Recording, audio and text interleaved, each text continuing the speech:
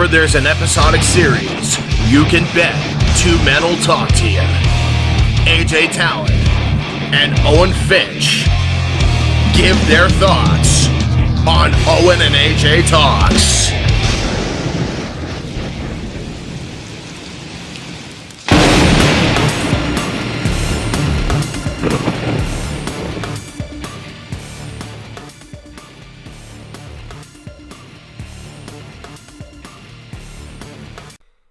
Hey, what's up, everybody? Welcome to Owen and AJ Talks. I'm Owen Finch, and I'm here with AJ Talon, and today it's our second ever Rick and Morty episode. Well, second review. We're doing two episodes. Second review, yeah. Should we do this? Well, I mean that's not wrong because it's also episode 2 and 3. So I was half right. I was about to say should we do this, but I think you saved yourself, so I don't think there's a need. So yeah, nice. Yeah, but okay. But if we do have to redo it, then I'm going to redo that my fuck up again, just for authenticity. Why not? But yeah. So I'm actually really happy with this. I think I said in our previous video of the pilot that I ranked the pilot about as well as Mystery Meat, Danny Phantom's first episode. Yeah. Where it was it wasn't bad, but it was on the lower end of our favorite first episodes. But they pulled a reverse Ben 10, where the first episode was really good. And then, the next couple were just, okay, they were average. Yeah. The first episode was pretty average, but these two episodes were really good. I really liked them. Very fun. I feel like, too, what, because I mentioned you haven't seen the anime yet, but I have, so, well, not the whole thing, but I've seen some of it. What I think the cartoon did better than the anime was they've had, because the anime decided to do a big story right in the beginning and not really have Rick and Morty go on any adventures, but I kind of like that the cartoon did the reverse of that, where before they do a big plot or anything like that, we're seeing Rick and Morty go on adventures just together. Yeah, before they, which I think is important because this is the first season and the whole point is Rick and Morty going on adventures. Yeah, which I think is what kind of the anime fucked up on. Like I said, I think I've told you this before. The original Rick and Morty, the ones that we follow throughout. I know it sounds weird to say that if you don't know the context of Rick and Morty, but the ones that we see throughout the show aren't really on the screen together until the last few episodes of episode 5 in the anime. So. Oh yeah, that is, and it's funny because we were just talking about that with our other shows that we're doing. How Danny waited a couple episodes to introduce Vlad. Yeah. For Ben, and we got a couple episodic episodes before Ben even learned the watch's name is the Omnitrix. Yeah. Avatar. The first couple episodes were just exploring nearby villages, and then we got the spirit world and Sozin's Comet shit. Just recently. So I like that. The first couple episodes, and I think up until episode 6, it's just kind of Rick and Morty doing adventures right now and everything like that. Right, because season 6, ends up being the first time they change universes. In episode 10, I'm pretty sure is we're introduced to Evil Morty. So I do like that, the first few episodes. Yeah. Or not even first few, half the season is just kind of episodic, getting a feel for the characters. Because I think we didn't really talk about this. They don't even.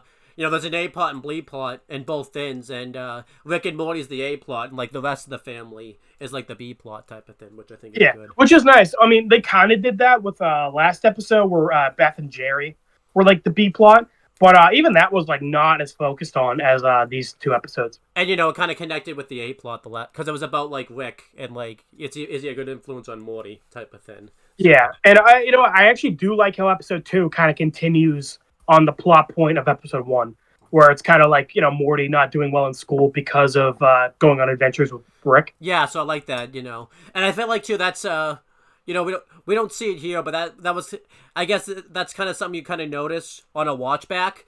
Rick and Morty is not Family Guy, American Dad, or even South Park, where some episodes are completely episodic. Episodes will match up with each other sometimes. This episode, kind of match up with it. Before we even talk, I will say, it's this episode's really refreshing because Owen already talked about this.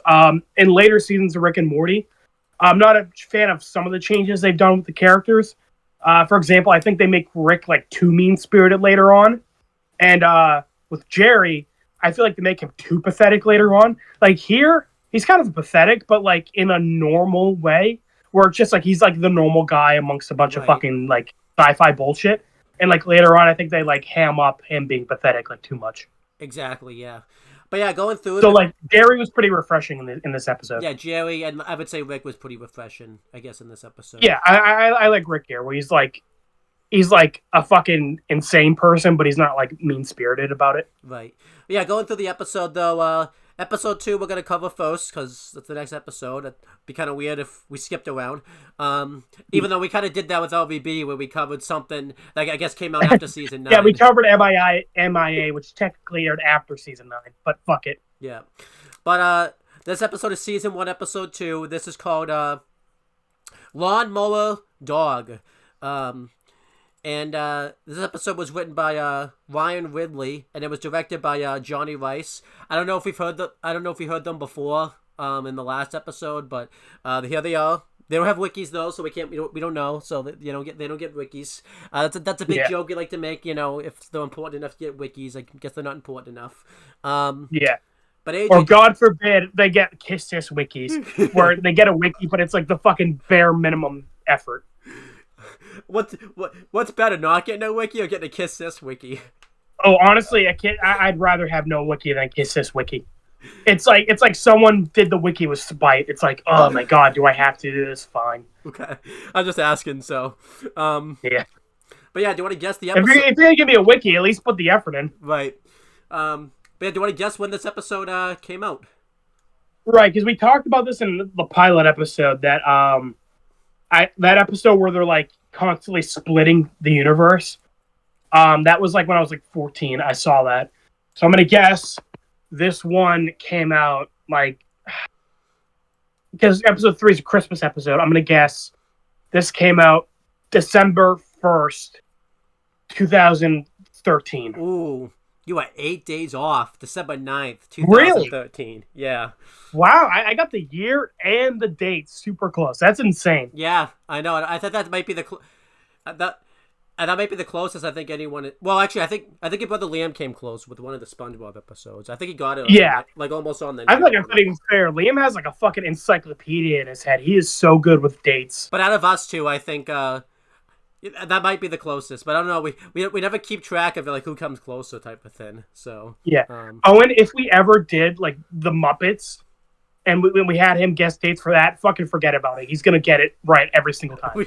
Literally ask him, hey, Liam, when did fucking episode 70 of The Muppets come out? And he'll be like, oh, it came out on this date at this time on this channel. I'll be like, yep. Oh, he knows the date and the time, too?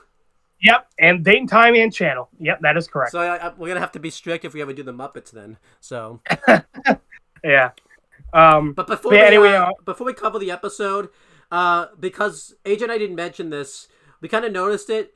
For some reason, the first episode of Rick and Morty was kind of all over the place because AJ and I like lost track of who was talking about what. We kind of forgot to say who does the voice acting other than Rick and Morty of like the other characters on the show. So I'll just kind of say it quickly. Oh, this is great! I just freaking X'd out of the Rick and Morty wiki that I was like on. That's awesome. Wonderful. Remember I said like we got so off topic and everything like that. That's getting off topic. Right I can say though I do remember the dog before the dog actually gets like the robot voice. I could tell the noises it was making like same voice as Mr. Meeksy's. Okay. So we'll have to when we get to his voice. He's not in this episode, but when we do like his episode, we'll like say his voice actor. And like the noise it was making was very distinct. I remember. Yeah. Okay, so going through the voice actors, we did Rick and Morty. We kind of did the whole backstory because they, last time and everything like that. Well, not the whole thing because we did this. Obviously some stuff went down with that voice actor, but we're not going to talk about that right now. Yeah. But yeah, Jerry Smith is voiced by Chris Parnell. If you want to know other stuff he's been in Hotel Transylvania, which is pretty cool. 21 Jump Street, he's been in that. And as for... Wait, who was he in 21 Jump Street? Look. Mr. Gordon.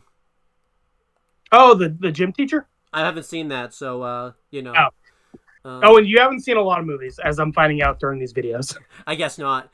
I like again, I think when when we during the pandemic when we stopped doing videos, I've kind of stopped watching movies and stuff. But It's funny because both of these episodes are taking inspiration from movies, and as I found out, Owen hasn't seen Inception, and he's only seen bits and pieces of Jurassic Park. Yeah, but yeah, he's been in one of the Goosebumps movies, the new ones that came out, Goosebumps 2: Haunted Halloween, which is pretty cool.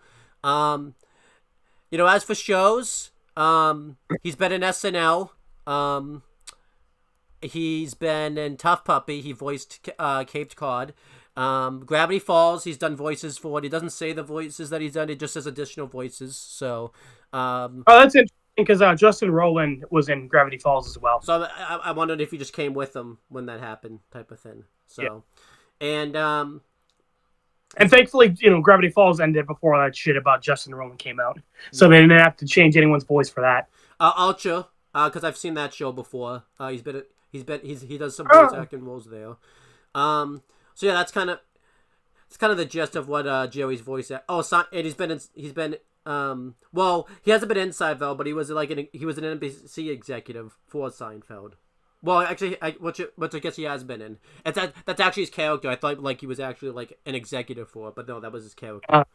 Then Beth Smith is voiced by Sarah Chalk, I think is how you say her name. I don't know how to exactly say it. She's been in some things. She's been in Scrubs. American Dad. She's been in American Dad a few times. Grey's Anatomy. I was about to say Rick and Morty, but that's what we're reviewing now. So kind of funny she's in Scrubs and Grey's Anatomy, considering Beth is a horse doctor. Yeah, so that is actually pretty cool. And then she's been into she's been in How I Met Your Mother, and she's been in one of the Psych shows, Psych 2, Lassie Come Home type of thing. So, and then Summer's voice acted by Spencer Grammer. She's been in something. She's been in Robot Chicken. She's been in CSI, the New York version, and the Crime Scene Investigation. Grey's Anatomy as well.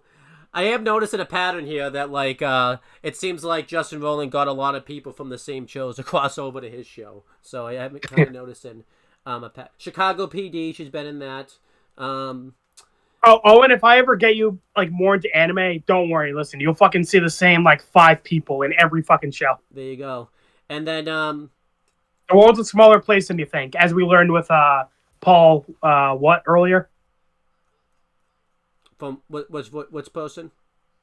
Paul. Remember we were talking about how apparently Paul Rutt or something. What was his last name? We'll get to him later. Yeah, we'll get to him later. I know. I'm just saying we had a whole thing off camera where it's fuck, this guy's been in everything. Yeah.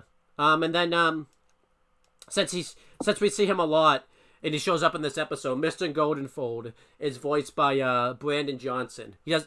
I think that's the only thing he does though. But we see Mr. Goldenfold or Mr. Goldenfold a few times in this show, so I figured I'd just mention that now. But yeah, now that we've kind of gone through all that, let's talk about the episode itself. Let me get my notes up because when you're going wiki too much, you don't have your notes ready for this stuff. So, okay, hold on. I'm not on the right email. Here we go. So this isn't actually how the episode starts off, but this is how it starts off because we're gonna do A plot, B plot, kind of break those things both down separately. Rick comes up to Morty and he needs his help with an invention. And he needs him to go on an adventure with him, which I do like that they kind of kept that consistency because that's kind of how the last episode started, type of thing. Yeah, so. And they acknowledge that the reason why they're going this adventure is to get Morty's grades up because last episode his parents made a big deal about he can't go on adventures if his grades are down. Right. So yeah, Rick and Morty go on their adventure, and Rick created a device that allows you to enter people's dreams. And I love the way he explains it, type of thing, because I didn't really mention this in the last video, because I feel like they experimented it more in this episode. Rick his big character thing, I think they've kind of gotten away from it once they've kind of made his character more serious, I guess. He'll go on, long tangents, and he'll just rant for like a good while about something type of thing. He did it a little bit last episode, like when he talked about like his world views and everything like that. But like this episode, like he did it a lot, like in this episode where he just talked about some, like even the littlest thing, like forever type of thing. So, but yeah, he talks about how he made a device that allows them to enter people's dreams, and Morty even makes the comparison. It's like Inception, and Rick kind of shits on Inception because apparently it's confusing. I haven't seen Inception yet, so AJ, you're gonna have to. Is that the case? Yeah, kinda. Well, it's funny. South Park, as I told Owen, also did a parody episode of Inception, and they kept making the same joke too, where like everyone's like trying to explain, like, no, you see, you go deeper and deeper into like the subconscious, and another character's like, okay, I feel like you're making this more complicated than it needs to be. It's, you know, you can make it simpler. Right. Like, kind of the same thing, where, like, you know, Maury's like, oh, that's cool. And he's like, no, it's overly confusing. And as I told Owen, South Park also did the joke where, they have, like, a Freddy Krueger come in, and because he can also, like, travel through dreams, I guess. Right. I actually haven't seen Nightmare on Elm Street, so I'm just basing on that.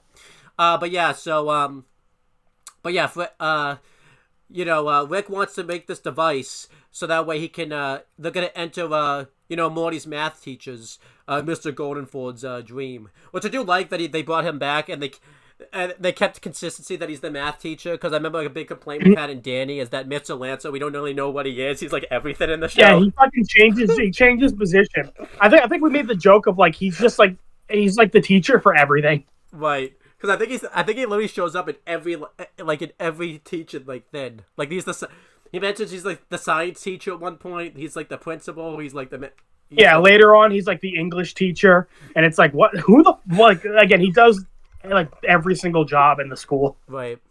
But so I did like that they kept it consistent that he actually is like the math teacher. Like that's his only role. At least I hope so. Yeah. But I do like that Morty even points out, like, with all the time that Rick made making this device, he could have just helped Morty with, like, his math homework, which I actually like that they pointed that out. And I like that Rick is just, like, he just gets irritated with Morty. He's like, come on, let's just go on this adventure. Like, I like that he... Well, I do like, he says, like, homework is stupid and dumb. And I like that because it's kind of consistent with last episode, where he thinks, like, school in general is dumb. Yeah, so I like that. So, yeah, they fly to his gym teacher's house, and he's math teacher. We were just talking about how it's cool they were consistent that it's the math teacher, and I just changed. And then you immediately called him the gym teacher. Yeah, I just changed his job right on the fly. So yeah. But yeah, so the math teacher, Mr. Goldenfold, is about to fall asleep. He's he's watching some type of like workout, like well, I thought it was a workout video, but I guess we found out it's like a TV show in this universe that he watches. But yeah, it's like a drama. Yeah, but I think the way it's set up, it looks like it's like a workout video, but we find out it's like a drama type of thing. So, but yeah, he falls asleep, and I like how the episode ends with like this girl going, the actress going like, you don't know me, and then like he falls asleep, and then like the guy she's talking to like grabs her and is like, but I want to know you, like all dramatic, like a soap opera. Yeah, that was good. I liked that. And I think Rick is also like, he turns it off. He's like, oh, that's spoilers. I'm a whole season behind. So like, I like that Rick also apparently watches this show. Right. And Morty didn't call him out on it or anything like that either. You would typically think that'd be a running joke, because you wouldn't think Rick would be someone that like watches a show like that type of thing. Right. So it's a very small thing. Like it's just like a nice little like, oh, it's funny. I guess Rick in his spare time also watches the same drama as Mr. Goldenberg. Yeah. So they enter Mr. Goldenberg's dream, and Well, I also like how like he just kind of sticks it in Morty, and Morty like collapses on the ground. And then Rick, before he puts it in himself, like gets all nice and comfy on like a nearby chair. Yeah, so he knew like basically Rick knows the invention, but he's just not. As you're gonna see, he's telling Morty about it like as he goes along, type of thing. Right. So I just think it's funny. He doesn't let Morty get all comfy. He kind of just makes him do it. It's like Rick's an asshole, but like in a funny way. It's like small, harmless. Yeah. So yeah, they enter Mr. Goldenfold's dream, and yeah, what he's dreaming about is he's on, like, a nice airplane, and, like, the stewardess is Miss Pancake Patterson, Miss Pancake, which I actually kind of liked. I like that character wasn't just a one-off. Like, she became like a thing in a dream. It's also, because that is like a thing in dreams where just like random like people will just like be in their dream. Yeah. And Morty, they're sitting nice and comfortably, and Morty's even asking Rick, like, why can't why can't we just get like Mr. Goldenthorpe to like, why can't we like force him to change my grade to an A? And Rick says, like, we have to make it look like it's his decision type of thing. It can't just be, well, that's definitely an Inception reference, because that's like the whole point of the movie, is like they're trying to get like as deep into his mind as I can to like implant an idea so he thinks it was his idea. So yeah, they basically did a deception thing right there. Yeah. And doing all this, I mean, Rick kind of takes us to another level, making it his decision, though. He has him and Morty dressed up as terrorists to pretend to hijack the plane. But unfortunately for Rick, he didn't realize how much power that Mr. Goldenthorpe had in his dream, because Mr. Goldenthorpe, like, defends the plane, gets, like, 2 guns out, and just starts shooting rapidly at Rick and Morty, and they have to take cover.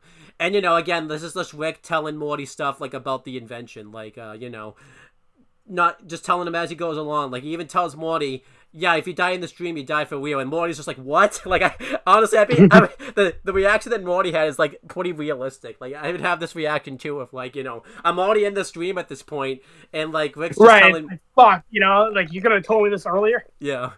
And, because for Morty, Morty's like, damn it, this is all just over trying to get me an A in math. Right. So, doing all this, Rick takes Mrs. Pancake's hostage, basically to get Mr. Goldenfold to relent, pretty much. And doing all of this, the plane, everyone on the plane's trying to get out, and the door opens, and this kind of... Well, that's another Inception thing, is like all the background people are like the dreamer subconscious. And like, if the dreamer like thinks they're in danger or something, like all the other like people in the background will like start freaking out. Oh, that's cool. I like that. Yeah, so like all these like passengers are like Mr. Goldenberg's subconscious. So like as soon as he starts freaking out that she's in danger, everyone else starts freaking out as well. So Mr. Goldenfold jumps out of the plane, and this causes Rick and Morty to fall out of the plane. And when they fall out, though, they're just like floating, but obviously they're still falling. So they're like, I guess to take a Toy Story reference, they're falling with style, technically, actually. So, yeah. And doing all this, because I think if they... Well, Owen, it's funny you say that Mr. Goldenberg fell out, because he's the only person who didn't fall out. I thought I saw him fall out. Oh, well, because he lands the plane. Oh, that's true. Yeah, he does land the plane. But yeah, so you're slipping, Owen. You're slipping. But yeah, Rick and Morty, basically realize that they're gonna hit the ground too. So what they do is, they see that Miss Pancake Patterson has like a parachute, so they kind of grab onto her. And but they still realize that they're gonna be in danger, because like you said, Mr. Goldenfold landed the plane, but he also like, I guess he had time to set up like, it is a dream, so I guess it does make sense. But he set up like a vat of acid. Set up yeah, it was like a giant like robot claw that to like save Mrs. Patterson. But like, it's also next to like a giant pool of lava, so like it'll catch her, but Rick and Morty will fucking melt. Yeah. So but I really like the joke Rick did earlier when he just pulled out like the 2 guns and started shooting. Like Rick was like, the guy's a math teacher. I didn't think he would be an active dreamer. Yeah. Yeah. I did like that. That's a pretty funny. And then doing all of this, Morty's obviously freaking out, and they're trying to figure out a solution. And Rick comes up with the idea, like, let's just delay the inevitable, pretty much. So what they do is they incept Miss Pancake Patterson's dream, and but they're still gonna be falling, but obviously because they're both sleeping, all they're doing is pretty much just delaying the inevitable. So they enter Miss Pancake Patterson's dream, which in turn is still Mr. Goldenford's dream. But it's something that's inside Mr. Goldenford. But overall, right. But first, that's another Inception thing. It's basically like you were just saying, it's delaying their fall because like as the deeper they go, the more time is delayed. Yeah. So like basically like they're gonna fall into the lava pit in a couple seconds, but by going into her dream, they'll like have delayed it by like another couple hours essentially. Yeah. And that's another Inception thing, where like they basically, it's kind of funny. That is like the whole point of the movie is like, shit, something bad happened on this level. We got to go deeper in to like to buy more time. Yeah. That's kind of like the thing in Inception. So this whole episode is basically like, making fun of that, where it's like, shit, something goes wrong. We got to go deeper. So I like that. I do like, which is a good idea by Rick. I thought this was a good idea. So yeah, and this also starts the running joke of the episode where Rick just fucking stalks somebody to like go into their dream. Yeah, I liked that. And it's like it's so quick too. Like she does her catchphrase and then he just like and she's out, And I like that she did a catchphrase. And like a little later on, there's like a little girl like doing jump rope and he just like same thing. I think too she did a catchphrase a few times, and I think before Rick knocked her out, like he cut her off like before she could even finish her catchphrase like that time. Yeah. She was like, "You don't know," Yeah. Like, yeah. But yeah, I liked all this stuff here. Kind of they did a good job of making the danger feel real and everything like that. And I think one thing, it's more of a thing in the next episode, but obviously the animation for all this stuff, like, the volcano, I feel like this was them kind of showing off their animation. And also just showing how crazy Rick and Morty, because we didn't really see that, we kind of saw it the last episode, but not as much, but obviously it just shows how long. Yeah, I feel like last episode was fairly tame in comparison, like they, like they just like had that chase scene through the airport, but like that wasn't like crazy, this is, doing a better job, I guess, like showing how like wacky the show can be. But yeah, they go inside Miss Pancake's dream, and that's a thing. It's a thing. It's a dream. It's pretty much like a sex slave dungeon. I don't even want to say a dungeon. It's like a whole like universe of like sex slaves, pretty much. Yeah, it's just like a big orgy, basically. And it makes sense because obviously, Rick explains it because obviously Miss Pancake Patterson is like a sexual fantasy that Mr. Goldenfold has. So by going inside like her dream, it's like all of it's like kind of all of like Mr. Goldenfold's all like sexual fantasies inside of her, pretty much. Right, I do like that. Like it's not like her dream; it's like his version of her dream. So, so like this is all still related to Mr. Goldenberg, basically. Like doing all this, Morty's kind of freaking out about this, and Rick, he just kind of disappears off screen and says, "I'm gonna go like blend in, see what we can go explore the area." And poor Morty, he's like, "I'll see you after lunch." So basically, and like he runs off with a bunch of other people. So Rick is basically like, "Okay, I'm gonna go like have sex for a couple hours, like I'll see you later." But doing all this, Morty sees his sister. And she's dressed very scandally and everything like that. And this is kind of messed up because apparently Mr. Goldenford has like some type, because Rick explains this, he has some type of like sexual like interest into Morty's sister, Summer, but it's like hidden deep inside his mind type of thing, which is just yeah. So it's like Rick says that like he's not even aware of it himself, like he's like repressed it, that like it's in his dream. Right. So I think that's a cool thing. And obviously, well, I don't know what the word. It's obviously it's meant to be creepy. Well, I think it's cool. Like they talked about it. I guess. But yeah. Well, I love how like grossed out Morty and Rick are, because obviously like Summer doesn't recognize them, and so she's trying to like get with Morty and Rick. Yeah. And obviously they're like, no, that's incest. Yeah. If only they maintain this stance on incest later in the show. Oh yeah, true. That's true. So doing all of this, they don't want to participate in this, which kind of causes, there was a, what's the name? The centaur. There's like a centaur that's a part of all this, and yeah, because everyone tries to kill them because like they're basically like you can't say no, in this like sexual fantasy, which that has its own fucking oof, yikes. Yeah. Um, And the centaur, I guess I don't know if I think he's the one running this too, because like that's why I mentioned him. But Rick and Morty are even more danger now. So Rick knocks out the centaur, and they enter his dream pretty much. And I guess I don't even know if they enter his dream, because obviously we see later on. What would you think of all this? What did you think of Mr. Goldenstein's like sexual perverted mind before we get to? again, I like how it's so out there. Like we see, like a lot of it isn't even human. It's like a bunch of like fucking blobs and like aliens and shit. Excuse me. And I do like the joke. Like Rick runs off with some other people, and like when he comes back to check on Morty, he's like wearing like a full-on BDSM thing. So obviously, Rick was fucking getting freaky. Right. Well, I just thought he was trying to blend in. That's what I thought. So. I mean, both. I feel like the answer is both. Yeah. But yeah, and then I like to continue the joke of just like, shit, we're gonna die. They sock somebody, knock them out, and then go in their dream. Right. And I like that. Like, so this was like a sexual fantasy, but now this guy is like having a nightmare. So like the dream reflects that. Like, Right. Well, I don't know. I think he was having a nightmare, but as you're gonna see, this person can travel through dreams. So I don't know if this person just entered his dream and made it a nightmare type of thing. So. Because I felt like Scary Timmy was like also a dream. Yeah, but he can enter people's dreams, so maybe he was, so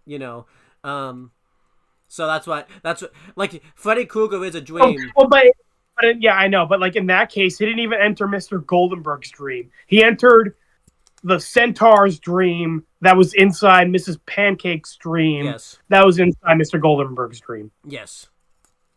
So I thought that the idea of Scary Timmy was also a dream. Like he's not real. Well, Freddy Krueger is real in the universe, so that's why I'm saying that. Like in real life. So. Well, I get it's like the reference to him, but I'm saying like is Scary Timmy like I don't think he's actually real in Rick and Morty. That's true. I don't think he is. No. But yeah. So they enter the centaur's dream, and they're in like like an old abandoned like furnace area, and it's like steel mill, basically. Yeah, and it's a really dark setting, and obviously Morty's confused about this, but Rick mentions that they're in a nightmare pretty much, and now they fall on just say that this is pretty much a terrible ripoff of some 80s movie. They mention it's Scary Terry, who's a ripoff of Freddy Krueger, and they mention it's like a lame ripoff too. Like he comes in and he's got instead of having like the claws, it's like a bunch of knives just on his hands and everything like that. Yeah. And I like that he ends every sentence with "bitch," because I'm pretty sure that's something I know about Freddy Krueger is like he swears a lot. Yeah. So, that's pretty much his thing. Scary Terry is trying to kill Rick and Morty. Scary Terry's voice actor was actually voiced by hold on, I have it right here. I also like how like he completely ignores the centaur dude. Like the centaur dude's like in the corner, like scared, and Scary Terry just like ignores him and chases after Rick and Morty. Yeah, which is weird because he's in his dream. So that's kind of weird how that all happens. So and this chase lasts a good while because they were only in like the sexual dream for like up to 2 minutes. Yeah. Whereas this is like a good chunk of the episode. And I like how he keeps saying like he has his own catchphrase. Like he says like, "You can run, but you can't hide," basically. And then they end up like being. We'll get to that when we get to it. But I like how they kind of like take his catchphrase and like put on him. But yeah, let me just find his voice actor real quick. I had this ready ahead of time, but now I can't find it. So just give me a second. I know how to find it. Pretty. Okay, well while you're doing that, I guess I'll talk so we don't have dead air. So they're running around. And I do like how Scary Terry, like at one point, like Morty's like running around this like pipe, and Terry just like appears out of the pipe like all of a sudden. Right. So he's kind of just like fuck. But they're running around, and in the background you have like a very classic like horror movie, like it's a little girl like doing like a weird demonic chant in the background. Yeah, that's. And then they turn the corner, and like there's a little girl like doing jump rope in this like furnace, like steel mill area. Oh, I found And his then, voice actor. It's Jess Hono, and he shows up in the next episode, which is weird. They didn't credit him for voice acting Scary Terry, but they credit him, in episode 3. So it's really odd. He shows up again the next episode, but I'll talk about him more when we get there. But yeah, I like that they're doing all this stuff. They're running away from Scary Terry. Like I said, there's a demonic voice, like Sinning. That's obviously a reference to, because that's Freddy Krueger's theme song. Like in the show, was a bunch of little girls sinning. Yeah, they're running away. So they pretty much incept the little girl. But now they're kind of... Yeah, that's what I was going to say. I like that, like, the music wasn't, like, just music. Like, it was actually a little girl singing it, right. And then Rick fucking stalks her and, goes into her dream. But yeah, like I mentioned, that's a Freddy Krueger reference also. I don't know if you knew that. So yeah, no, I did not know that, no. But yeah, so when they enter the little girl's dream, though, it's just the same dream. So now they're kind of like, at a dead end, pretty much. Because also Freddy Krueger can travel... I'm sorry, Scary Terry can travel through dreams. So, they're trying the best they can to run away from him. They are about to enter a car and run away from him. But he's just right behind them, and he pops up out of nowhere. And, yeah, again, I think you mentioned it, because they keep saying you can run, but you can't hide, bitch. So Rick and Morty are just like... Even Rick is just like, he keeps telling us we can't run and hide, but I don't know why we can't hide. And even like Morty, he's just like, well, he said we can't hide. And then Rick is just like, well, why are we going to take advice from this guy? Like, which I actually kind of like. Right. And then Morty was like, oh, yeah, that's a good point. Like, if even if we couldn't hide, if like, why would he tell us the truth if we could hide from him? And he's like, well, I mean, we can try hiding because, like, I mean, so what? If we hide and he finds us, we'll just go back to running. Yeah. So, like, And then it does the 6 dream hours later. It's kind of funny because Red vs. Blue just did that joke where, Tucker, like, was explaining the plan and it was, like, 2 hours later. Yeah. And Simmons was like, why the fuck did that take 2 hours? But yeah, here it's, and I did like it said dream hours because obviously, this gets brought up again, like, later on, so this, Yeah, it's like, because, there were, like, 4 dream layers in. It's, like, 6 hours for, like, here is, like, nothing, later on, like, in, like, a couple minutes. So I like that this joke, like, it wasn't just a random thing they did. This joke, like, this ended up becoming a thing for the episode, so. Yeah. I also like that, like, he's kind of just, like, wandering around. He's, like, looking in, like, trash cans, and he's actually, like, can't find them. Yeah. And Rick and Morty are like, oh, yeah, you can't find us. That's awesome. So, like, they could hide. I do like, too, because, like, this is a typical joke and, like, horror movie things where a horror movie villain's like, you can run, but you can't hide type of thing. And obviously, because, in horror movies, they never ever try to hide. They always just run. So I like that they hid type of thing. So, yeah. It's like, oh, wow, yeah, this worked great. Yeah, we should have just done this in the first place. So they come up with the idea, though, that they're going to, like, incept his dream, thinking that, they can find an answer to how to get out of... Because they're pretty much stuck in this place. They have no way of getting out, pretty much. So, yeah. We find out, because in the Nightmare on Elm Street, like, I don't know if you knew this, AJ, like, there's not actually people that look like Freddy Krueger. Like, it's not like a whole, like... Yeah, I figured that was, like, the joke, that he goes home to, like, a wife and kids that look exactly like him. Yeah, that's not a thing. But I do like that they made it a thing in the Rick and Morty universe, that he just goes home to... Yeah. Like, this is his job, pretty much, like, to go kill people. And it's like... Yeah, obviously, I assume he's, like, a monster, but, like, in this, it's treating it like it's his 9-to-5 job. Yeah. So he comes home, and we see that his wife looks that way, and he has, like, a kid, and his wife's asking how, like, today went, and he's just like, I don't want to talk about it, bitch. And, like, the baby cries type of thing, and... She's like, you don't bring that attitude here. You leave that at your job, as if, like, again, like, he can't be, like, the typical Freddy Krueger at home. He's got to be, like, normal dad, normal everyday person. Yeah, I love him treating, like, a 9-to-5 job. Like, like, he got frustrated, like, at his job. Like, like, he didn't make the sale he was supposed to. In this case, he didn't kill the people he wanted to kill. Yeah. Yeah. So, and then they make... And I like how Rick says, like, okay, awesome. After they make scary coitus, we'll go into his dream. Yeah, that was funny. So, yeah, they incept his dream, and we see that he's having a nightmare. We find out that, he's, like, at school, and he forgot to wear pants at school. That's not good, he forgot to wear pants. I think that's something a lot of cartoons do, is, like, they're having a nightmare, and it's like, oh, they're in their underwear or something. Yeah. So, I don't know. I was expecting them to do like I know a scarier Terry or something. You know, kind of like how Family Guy did, like when Death died, it was like Super Death came to get him. Right. I was expecting like scarier Terry or something. Yeah. But I think this was funnier that they just made his nightmare like a very normal nightmare.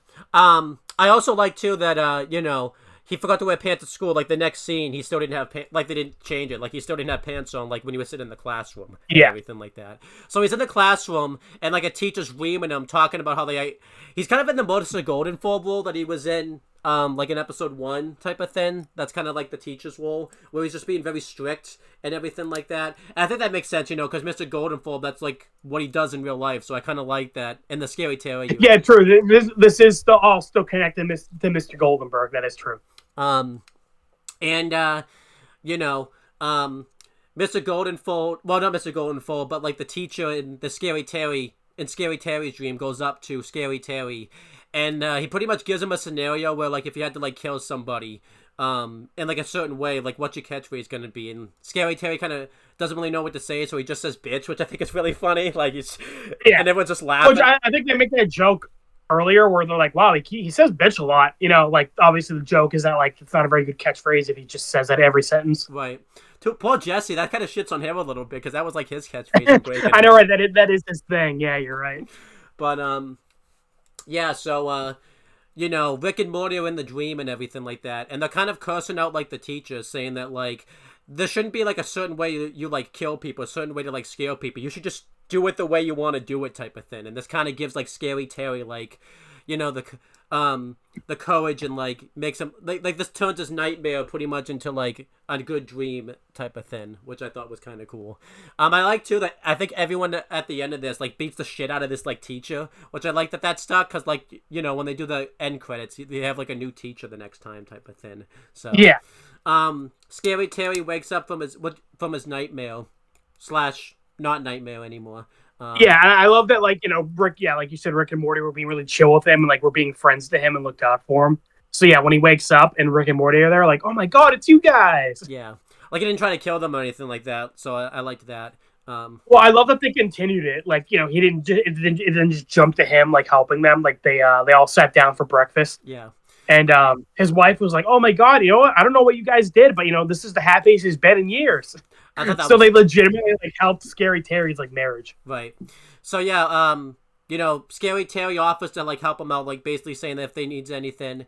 So, Rick and Morty, you know, basically say that they need to, like, find a way out of, like, you know, I think he mentions the trouble from, like, Mr. Goldenford's dream, like, where they are now. Like, they're basically about to die. So, like, he needs Scary Terry to help them out, pretty much. So, Scary Terry travels through, like, all the dreams they've been traveling in. They just do it reverse. So, like, he goes out of, like, the little girl's dream, and they do the joke with Scary Terry's just like, I hate this song. You know, because, like I said, anytime in the Freddy Krueger universe, you always hear this song when you enter, like, his dream. So I kind of like the fact that this time he's just like, I hate that song. He just slices the little girl, like, in half, pretty much. Yeah. I feel like this was kind of an Inception thing. So in Inception, the thing is, like, okay, so, like, similar thing where you can't die in the dream because, like, you won't wake up in real life.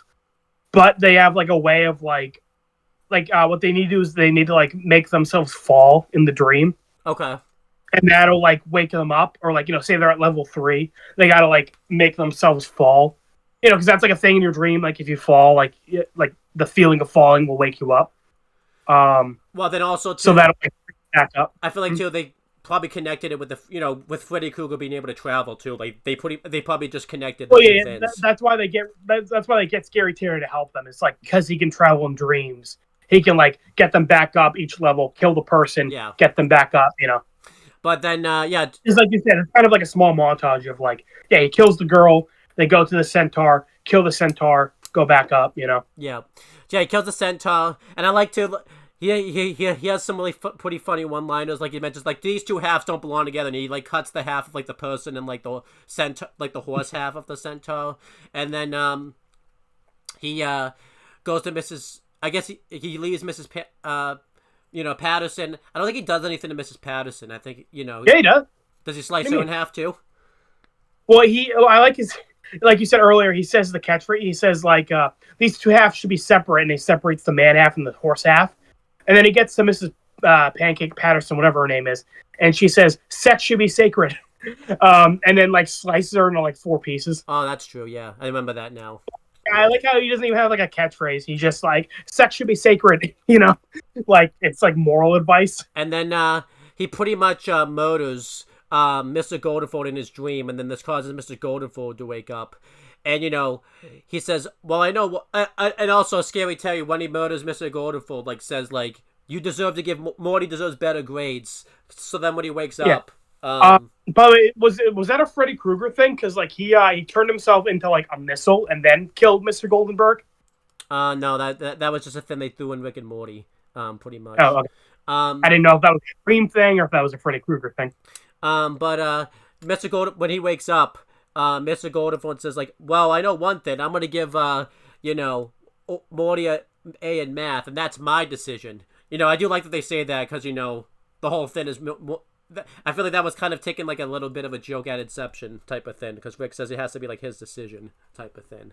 So, yeah, that's like the joke is like Inception. The whole thing is like making them think it was their idea when it's not. Yeah. So that's like it's being like, yep, that's definitely my idea. No one else's idea. Like that's like the joke. They're kind of winking at the audience. Like, yeah, but overall, I liked the Rick and Morty plot. The crossing over the Inception, the Freddy Krueger dream was cool, and I liked all the stuff. Like liked how it got wilder and wilder as they went deeper and deeper into like each dream and everything like that. So I like that. Although I will say, the second dream they go into, Mrs. Patterson or whatever. Like I like that it's still related to Mr. Goldenberg because it's still technically his dream. But once they start doing the Scary Terry, like it's not really related to Mr. Goldenberg like at all. Yeah. So. Like it just becomes like it's like it's Freddy Krueger reference.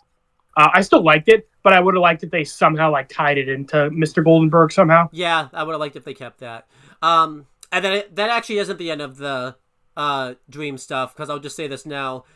This is the first time because Rick and Morty always does like a little thing afterwards, the end credits. What they do is Rick and Scary Terry just chilling out. I guess like. In the classroom, and they have, like, a new teacher who's all about, like, peace and, like, just relaxation and everything like that. And, like, you see Rick and... Yeah, like MPT. Yeah. And Rick and Morty, not Rick and Morty, Rick and Scary Terry are, like, just getting high, like, in the back of the classroom, be like, yep, this is chilling type of thing. So I like the idea. So, like, that means Rick and Morty, like, Rick didn't just, like, help them out in the dream to, like, get them out of the dream. Like, Rick legitimately, like, thought Scary Terry was cool and, like, is now going back into Mr. Goldenberg's dream to, like, hang out with him. Yeah, that's cool. So, but yeah, I liked all the dream stuff, though. I do agree with you, though. I wish they kept it connected with, it seems like they wanted to do, like, a Freddy Krueger reference and an Inception reference, so they just mixed the two together type of thing, so. Yeah, so I'm saying, I like the two references. I just wish they kind of, like, blended them together a bit more. Like, again, have Scary Terry's, like, thing kind of tied to Mr. Goldenberg somehow. I mean, like you said, it kind of was, because, like, the teacher was kind of like Mr. Goldenberg. Yeah. But, like, yeah, it's kind of stretching it a bit. Yeah. This is kind of cool, because, they end up coming back to this idea in a later season where Rick goes into, like, Mr. Bird Person's dream. Yeah, yeah. Not his dream, but like his subconscious type of thing. So yeah, yeah. Okay, so now it's on to the B plot. It's kind of funny because you figure this, the A plot would have been like the end of the episode, but the A plot ends like with 5 minutes left. Right. So it's like the end of the episode is like wrapping up the B plot. I will say, and it's funny because the episode starts with the B plot as well. I will say this too. What I liked about, we talked about this like before. I think actually in the Spirit World episode of Avatar: The Last Airbender, none of the... Because I feel like we'll talk about this in the next episode. Both the A and the B plot were both equally entertaining in this episode, I thought. Like, not one took away from the other really all that much. So... Yeah, I agree. I mean, honestly, the B plot, you can make the argument actually is the A plot in this episode type of thing. So that's what I was going to say. Like, it begins and ends with the B plot, so you could argue it's like the A plot, yeah. So basically, they have a dog, which we didn't see last episode. So, and it, I don't think Snuffles ever shows up again. So I'm pretty sure it's just for this episode that they had a dog. But yeah, it's like staring at Jerry, so Jerry thinks it wants to go out. So Jerry tries to let it out. It doesn't go out, and then immediately pisses on the carpet. So Jerry's pretty upset. Morty's trying to defend the dog, like, hey, it's okay, it's just a dog. Mm-hmm. But Jerry's like calling the dog an idiot, like puts its head in the piss to like try to get it to learn, like, hey, don't piss here. Right. And he just keeps calling the dog an idiot, and he's like, hey, Rick, you're always doing your stupid science shit. I gotta say, Jerry was pretty mean here. I will say that. He's just kind of taking it out on everybody. This is connected, though, because I mentioned earlier in the episode that Rick was trying to immediately pull Morty away to, like, go do an adventure with him. And I think Jerry was getting, like, pissed that, like, Rick always uses his science stuff just for his own gain, like, maybe help us out, like, kind of for a change type. Yeah. Jerry was saying, like, hey, help out the family a bit with your science stuff. So Rick leaves and comes back, and he puts a helmet on Snuffles, and it, like, makes it a lot smarter. And Jerry's really impressed, and he's like, okay, cool. I will say, the only reason Rick does it is because, like, he threatens to ground Morty so he can't go on adventures. So I do like that. He doesn't even threaten Rick. He just threatens Morty. And you can tell he half-assed, because he goes in, you hear him off-screen working on this helmet, and you can tell he half-assed this helmet pretty much, too. Like, he didn't put any effort into it at all. But that's what I was saying. I like it, like, leaves and comes back in, like, 2 seconds. Yeah. And, Summer and Jerry are pretty excited. They're like, they're pretty happy the dog is, like, super smart. It's, like, listening to them. It was just doing normal dog tricks at first, but then they're like, hey, go to the bathroom. And he, like, goes to the bathroom, and off camera you hear, like, a flush. Yeah. So, like, and he uses, like, the toilet like a normal person. Right. And it tries to, like, talk. And I mentioned before, like, you tell, like, the noises it was making was the actor who does Mr. Meeksy. Yeah, so we'll talk about him probably. I'm pretty sure, unless this is like a Diamond Head Buona Beast thing, where like you think it's similar, but it's like actually two completely different people. But it sounds like Mr. Meeksy's, and I'm assuming it's the same actor. Yeah, we'll see. We'll see if that's the case when we review the next episode. Mr. Meeksy shows up, so yeah, I'm gonna be looking that up, and yeah, you're gonna find out. AJ, you're gonna have to wait till the next Rick and Morty video to find out if it actually is Mr. Meeksy or not. So yeah, I know, right? We're not even gonna remember at that point. But yeah, the dog is trying to communicate that with them. Like, so clearly, like, it's like sentient enough to like want to talk, but like it can't because it's like dog vocals. Right. They think it's trying to be like, oh, I love you, or like I want lasagna, or like something stupid. But like the dog's actually trying to like speak. Yeah, and I like too that the dog's getting like smarter. Like it's progressing. It's not just a random thing that happens. I mean, it kind of becomes a random thing, but it's for a reason that happens. Well, there is a reason why. So, like, it's trying to communicate. It can't. And, like, I like how Beth just, like, chimes in real quick, like, oh, this can't go wrong. Right. Like, obviously, like, and then the dog, like, stares at itself in the mirror, and it sees, like, it only has, like, one battery in the helmet. Mm-hmm. And it goes to, like, find more batteries. So, like, clearly that's how it, adding more batteries seemed to kind of, like, made it smarter. Yeah. And it also, like, we're gonna see it later, like, it puts like a little like vocal, like technical, like a radio on its throat. Yeah. Like the thing Stephen Hawking has to communicate, basically. Yeah. Or had, because he's dead now. Excuse me. So I think that was the reason why it got smarter, was it added more batteries to like make the helmet like have more energy. Yeah, and obviously as you see. It seems like a lot of real-world stuff like around the dog that makes it be able to learn this stuff and actually comprehend it because it's wearing this helmet. Yeah, I do like at one point, like it like sits on the couch to like watch TV, and it sees like a documentary on like wolves and how they bred wolves into like being the modern day dog. But like, it doesn't say like, oh, man's best friend. It's like man's subservient, slave. Or, like the way they say it is like obviously like showing how like like the negatives of like being a dog. I do like to like the family's oblivious in the beginning that the dog's getting like smarter type of thing. Like it's like I was saying, Summer's like looking at it, and she's like, oh my god, like it sees it recognizes dogs on TV.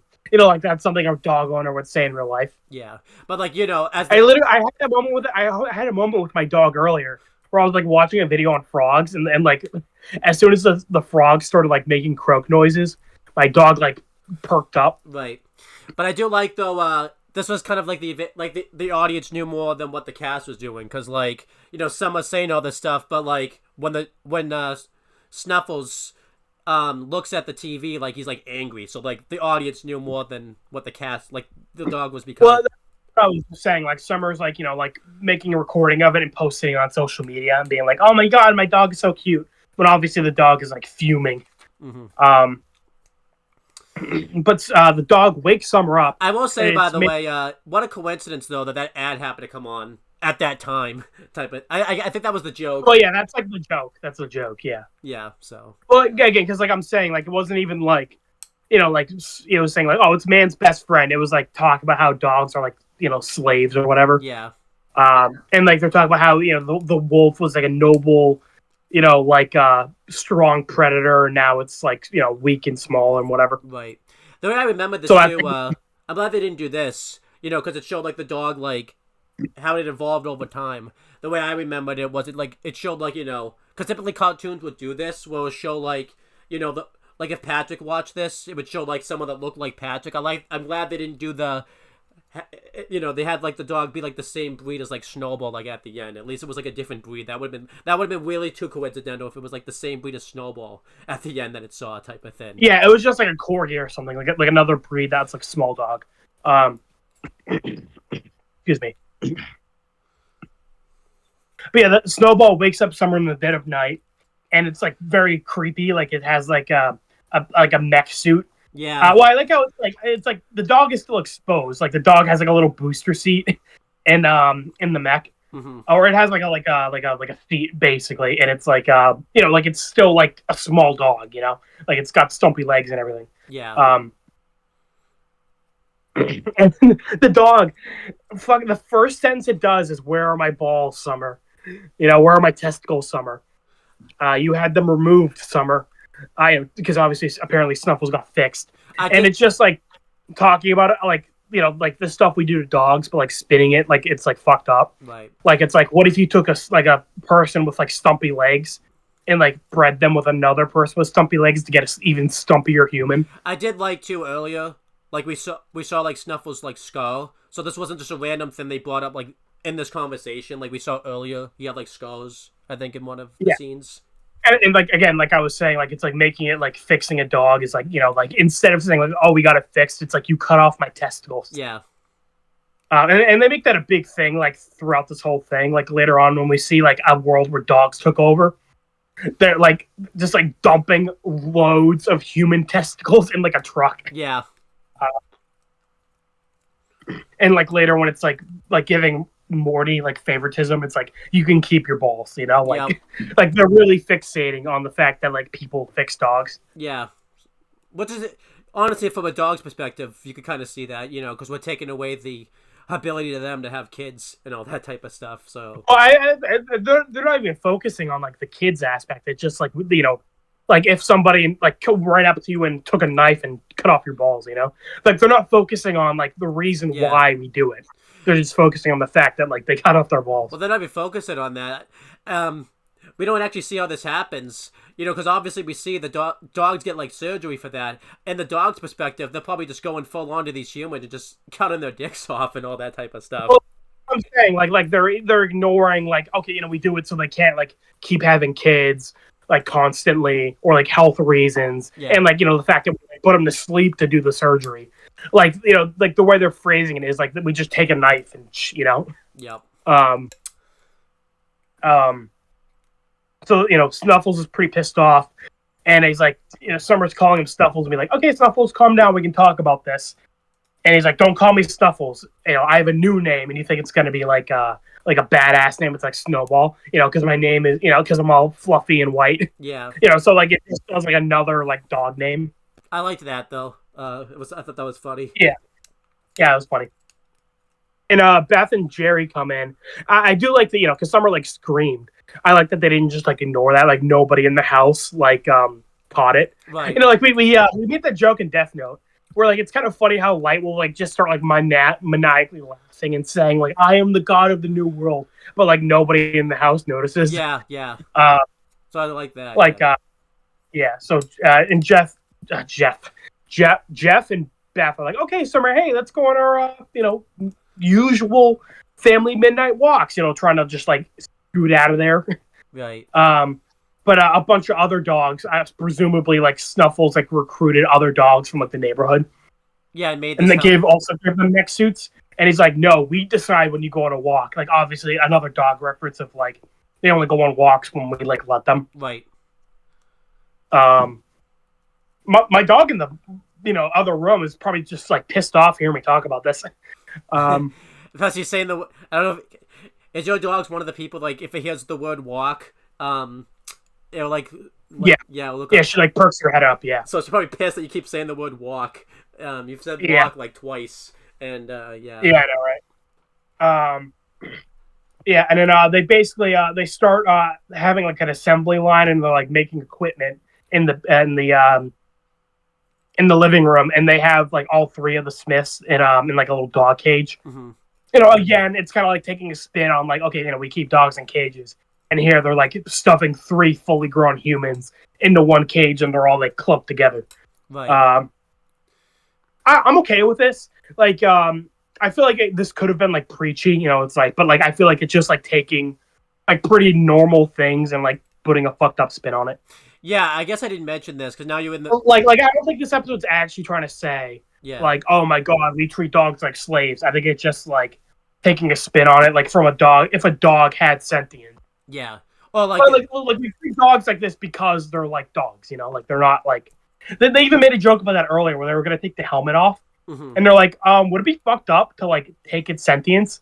Like and now it's like smart. Would it be fucked up if it like now then reverted back to like lower intelligence? Well, especially or the opposite, would it still have this knowledge? Because you could take the helmet off, but does it still have the knowledge already? Right. It's same thing. It's like if you all of a sudden got like a crazy level of intelligence and then got it removed, like would you still have that knowledge? Like it's kind of, or like would you even be able to process that knowledge?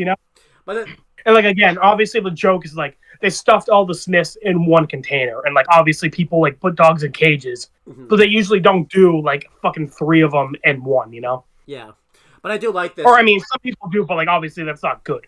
Yeah, but I do like this because it's like it's not very preachy about this type of like I think because this is when Family Guy started going downhill. I think Family Guy, would have made this preachy. Especially at this time, because Family Guy was starting to get to that time, like, very preachy, very political. This wasn't really political, and I think, too, what made this good is it didn't take up, like, the whole, we had an A-plot that, like, kind of... Again, it's balls. Like, it's not focusing on, like, the practical reasons why we fix dogs.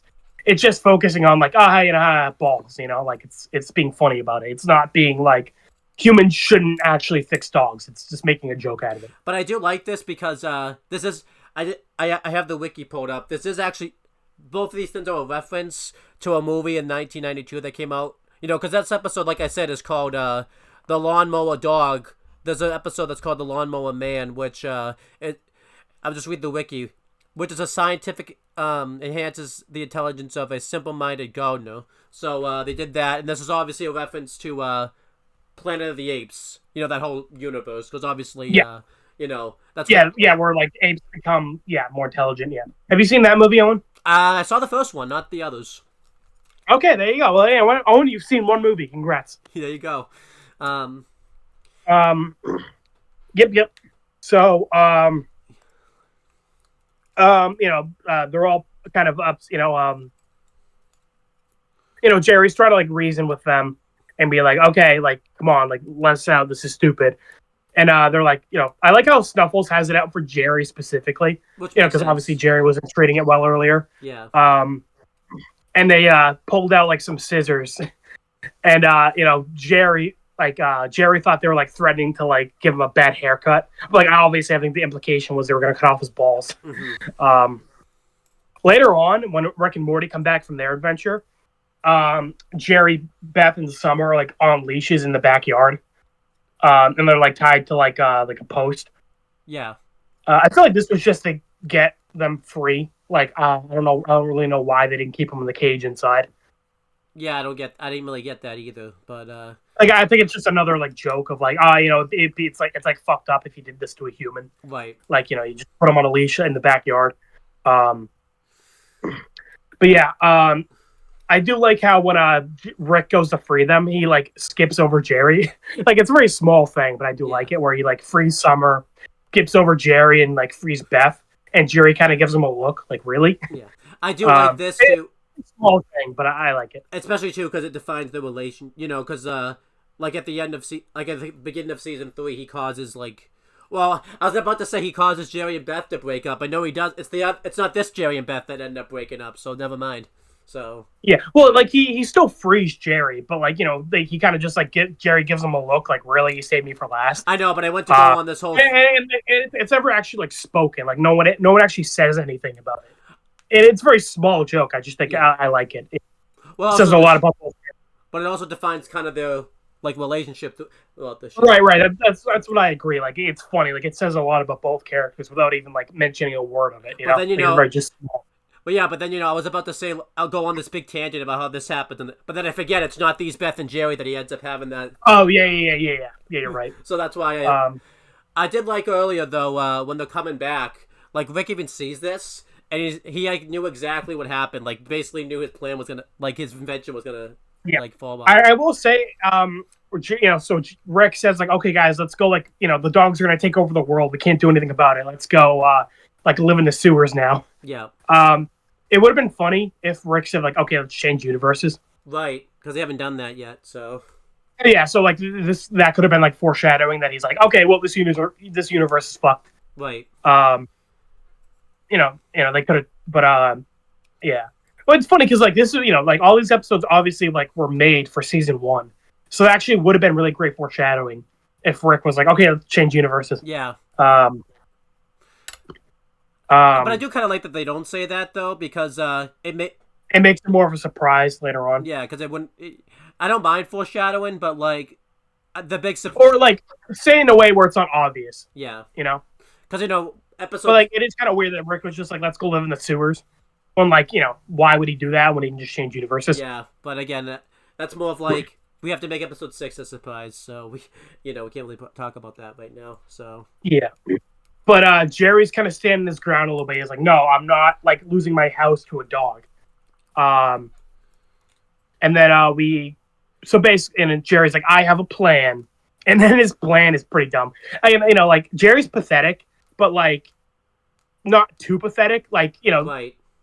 I guess. So his plan is basically like he just walks into the house and starts pissing on all their weapons and like all their equipment. He's like, this is mine now. See, that's what you guys do. It does make sense to go with that plan, though, because obviously, marking your territory type of thing, I can see why he would think that's a good idea. Well, like, all the dogs have, like, robots, so it's like they can just kick his ass, And, like, yeah, sure enough, they just grab Jerry by the head and stuff his face in his own piss and be like, oh, no, bad boy. And this ends up, dooming what Jerry does dooms everybody, too, pretty much. Like, not just him at this moment, but, like... because and it's kind of funny how everyone just like followed Jerry in and like immediately gave up. Yeah.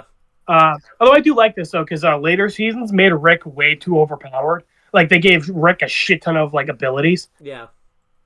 And here, like he kind of just like doesn't have any of that yet. Like he just has like his portal gun usually. Yeah. For like the first 2 seasons, or like whatever equipment he keeps in the garage. So they all capture them, but Snuffles or Snowball now says, Morty, what you were always good to me, so you can keep your testicles and you can be my my best friend and like stay next to me. And he like points out like a little dog bed. So like Morty just kind of sits down on the dog bed. So it's kind of like he's still kind of treating Morty like as if he's a pet, but like he's treating Morty better than everybody else, pretty much, just because like he sees Morty as kind of like an owner, like he's like the only one that, like you said, he's the only one that was like really good to him doing all that and everything like that. So Yeah, and I do like that. I set that up earlier when Jerry was being an asshole. Like, Morty was like, "Come on, Snuffles. Don't call Snuffles dumb, Yeah. or like don't be mean to him." And if, in a weird way, this ends up helping out Rick and everything like that. So this ended up kind of. Well, it's funny. I thought they were going to continue with that, where Snowball is like just treating Morty like a dog, but like later on, he's legitimately treating Morty really well. Yeah. So obviously, the joke was like, he makes Morty sit on like the dog bed, but like he's legitimately treating Morty really well. Yeah. Well, honestly, Morty could have been like living the life for the rest of his life. Honestly, I think Morty was like upset. He was like, "Damn it, man! I would have continued with this." Yeah. So we cut to like months in the future. Like I think Morty says like a year, and like dogs have taken over humanity. We did get like a montage of like them like destroying the White House. Yeah. And like we see like again like they're poking fun at like things humans do to dogs, where they like take a news anchor and like put a muzzle on her, and they're like she can't speak like because her voice is muffled, and the dogs are being like, "Oh, cute, she's saying she wants lasagna." Yeah. And they take like humans and they like are having them do like a dog race, and a bunch of other dogs are in the stands like upset or happy, like they're like placing bets on which human's gonna win. Which the dog show thing was a good touch because I can imagine.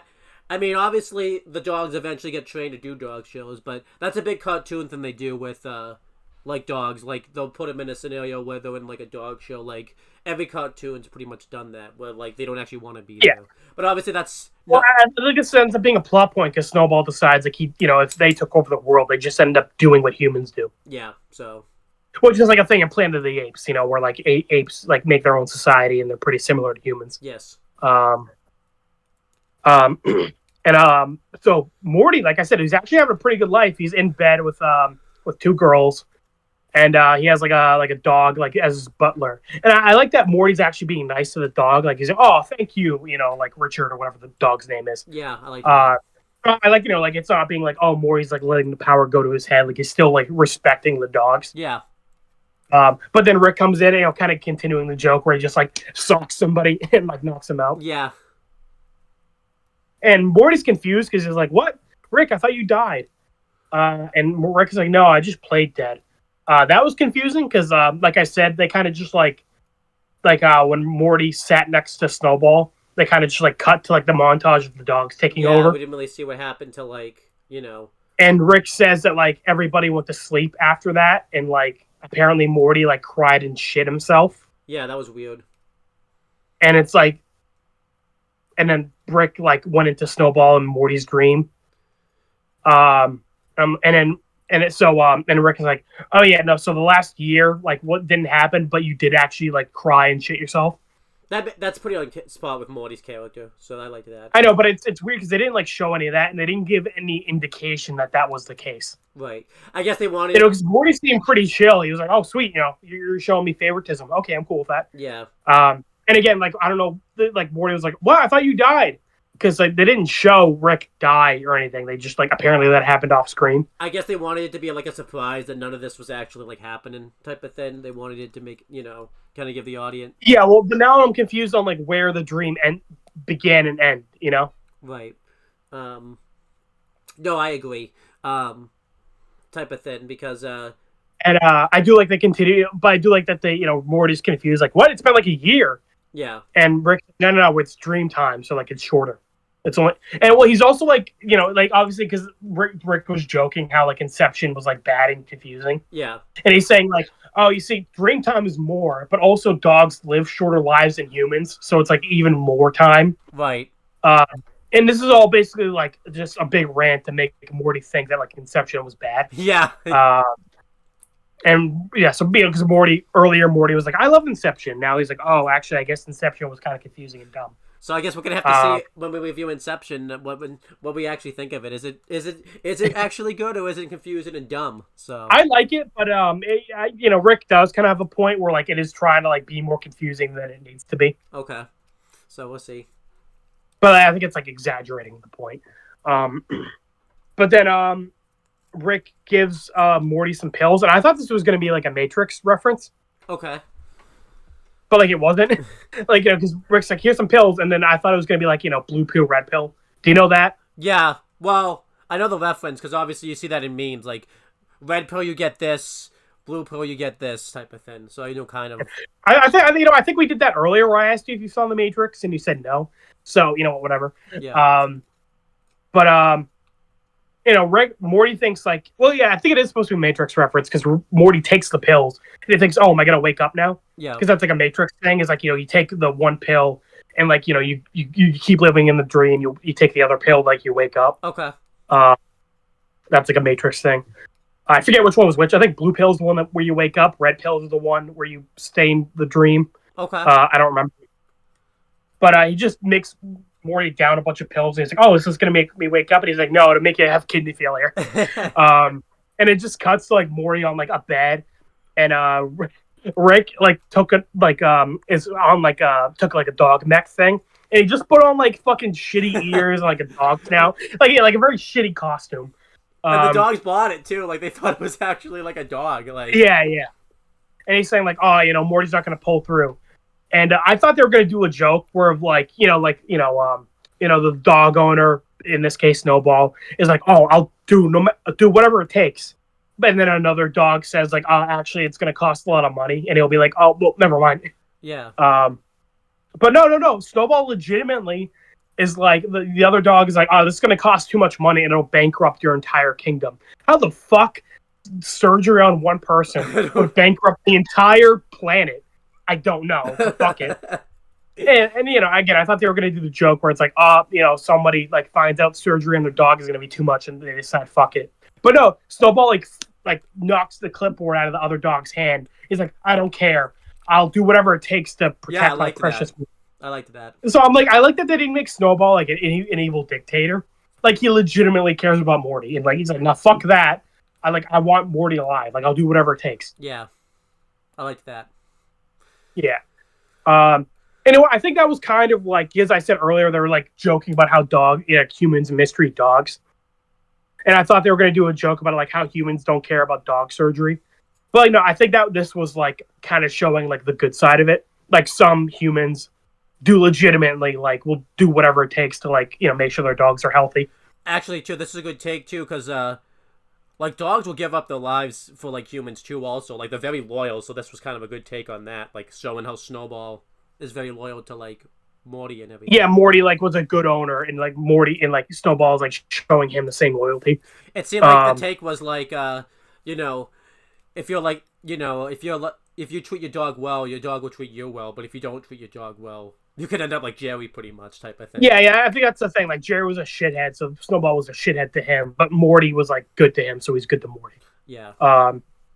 Because I think in like Planet of the Apes, it's like they kind of treat it like all apes would rebel against humans, but like you said, in this case, where like Snowball like showed Morty like favoritism because Morty was good to him. Now, if you do ask why did then Snowball like burn down the whole world, well, you gotta remember the ad he saw was very evil, so I think he was thinking everyone was this way, type of thing. So that's why he's evil towards like everybody, type of thing. So and I'm like that they weren't preachy about it because like to make a real world comparison, my grandparents, they had a German Shepherd when I was a kid, and the dog got like hit by a car, and like the dog had to have like surgery that was like thousands of dollars.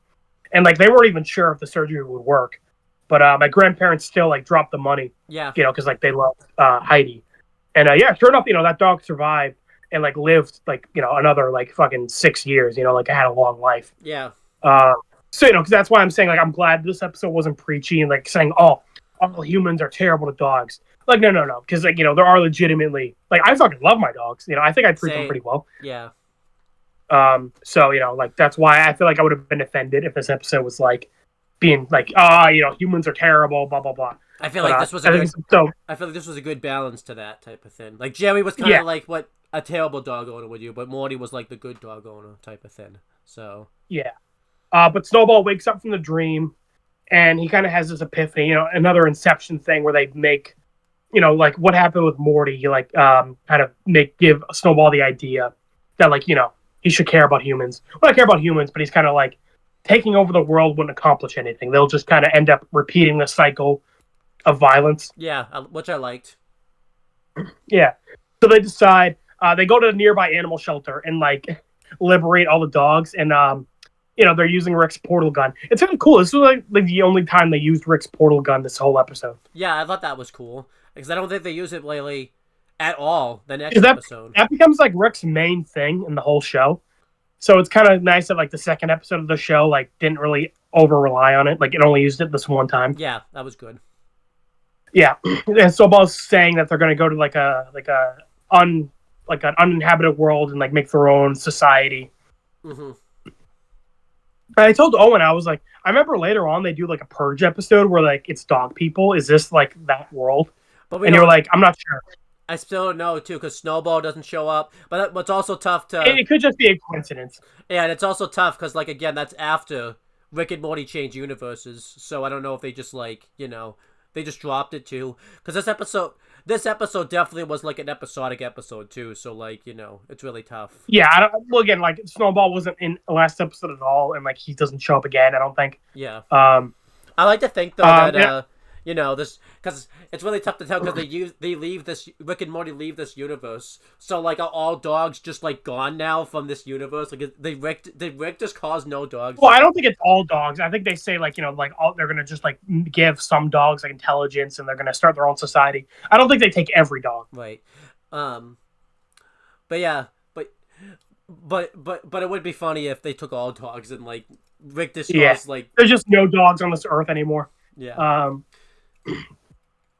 I like the little goodbye Morty and Snowball had. It's kind of surprising because like Morty, again, this was like the B plot, and Morty was involved with the A plot. So it's kind of funny they had this like goodbye, even though these plots like didn't join together until like the last 5 minutes. Yeah. But it was really sweet. Like I like how Morty's like calling him Snowball, like to respect him, like that's the name he wants. Right. But Snowball's like, no, you know what, Morty, you can call me Snuffles. Like that's fine.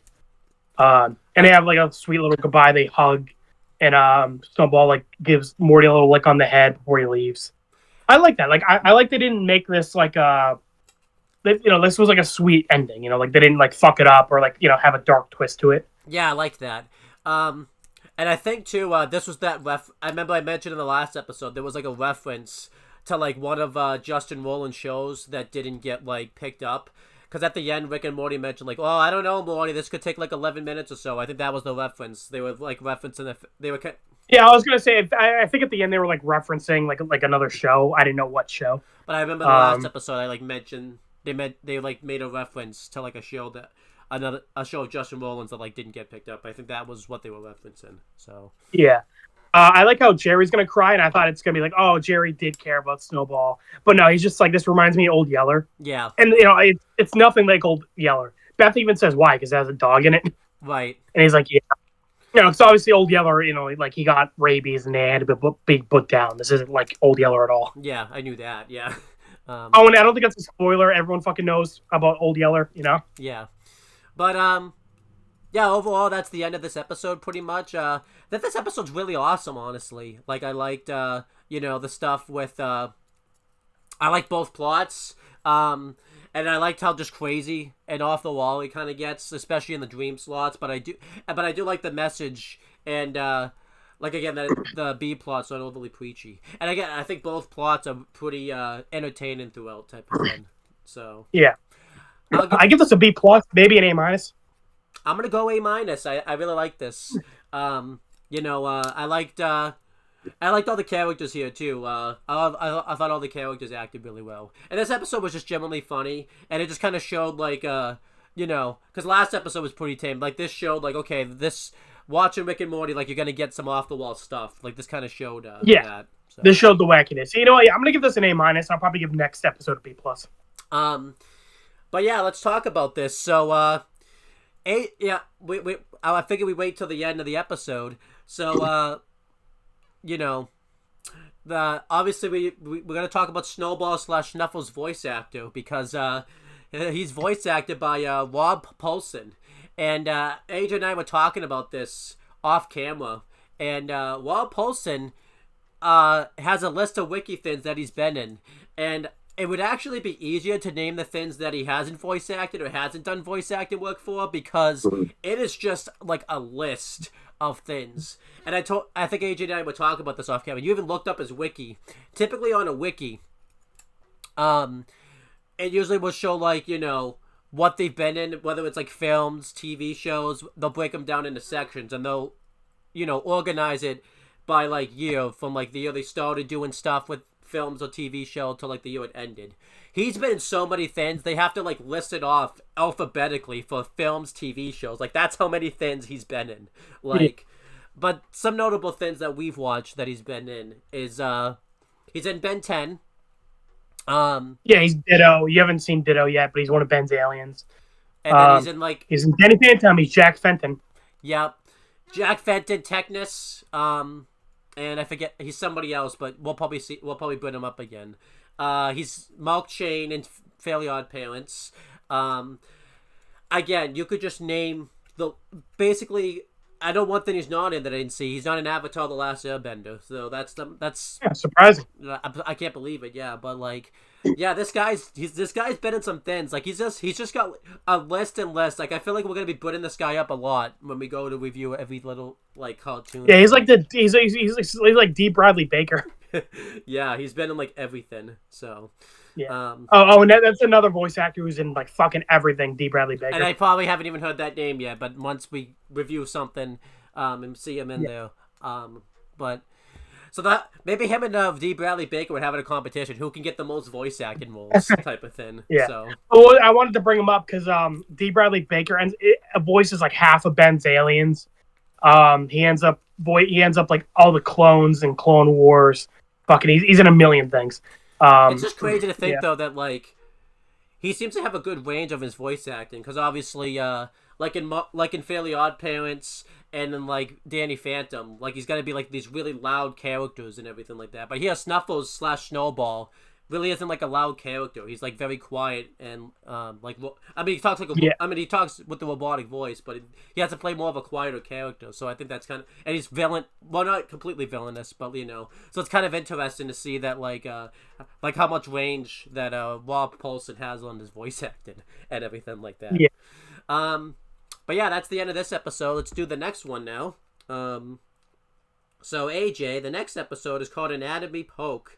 Do you want to guess the episode date of when that came the last one was December 9th, 2013. I'm going to guess, hopefully Christmas didn't fuck up the scheduling for this. I'm going to guess the next one aired on December 16th, 2013. You are correct. About that. Christmas. We almost never get like the date right. So, you know, we'll get close, but this is like one of the only times where you'll get it like exactly. Nice. I think too you had the reverse. Didn't one of the Yellow Jackets episode? I think I had you guess that one, and you thought Chris was gonna fuck that up, but no, it didn't fuck it up. It like came out like right. Yeah, where I was like worried, like, oh, Christmas is gonna delay it. So, and you were like, no, it didn't. I'm like, fuck. So this time was not. Or one time, for whatever reason, a show did get delayed for like a week. And like we have no idea why, so it did fuck it up. Like if it didn't get delayed by a week, it would have been right. Didn't I get like I got it one day off.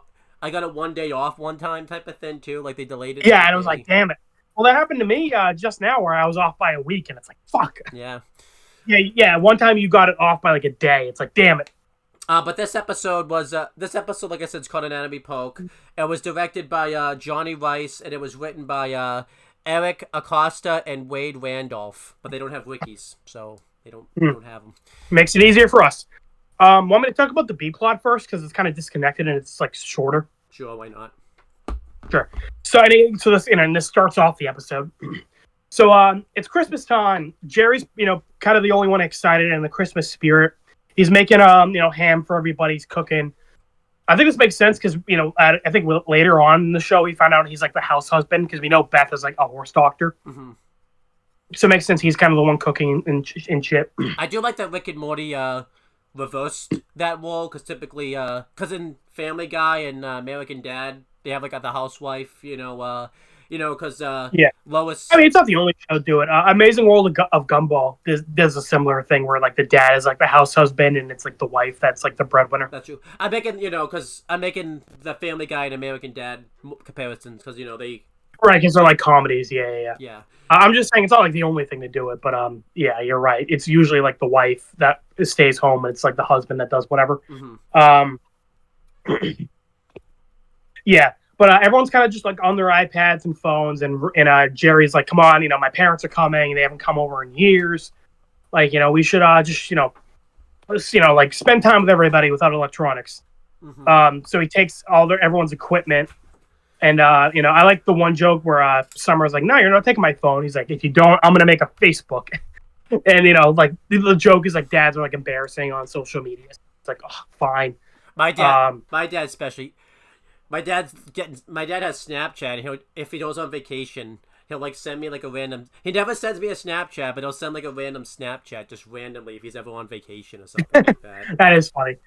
My grandmother used to fucking constantly post about politics, so I would just ignore that. Right. It's funny because our shared grandmother, you couldn't get her on fucking anything social media if you had a gun to her head. Yeah. Yeah, I think I was about to say. I thought you just. Well, she refused to get a smartphone for years. Your dad literally had to like buy her one and force her to have one. Yeah. And then, but yeah, so it is kind of funny, that is a common thing too, like, because also Summer's like, a teenager, so she'd be embarrassed if her dad had like Facebook and things like that. So. Yeah. So Jerry answers the door, and Jerry's dad and mother come in. But earlier, Beth was being a little fucking asshole. Like, Jerry's like, my grandparents are coming. Oh no, my grandparents, my parents are coming. And Summer was like, "Why do we care about your parents?" Yeah. Obviously because like last episode we showed like she has like a lot of favoritism towards like Rick. Yeah.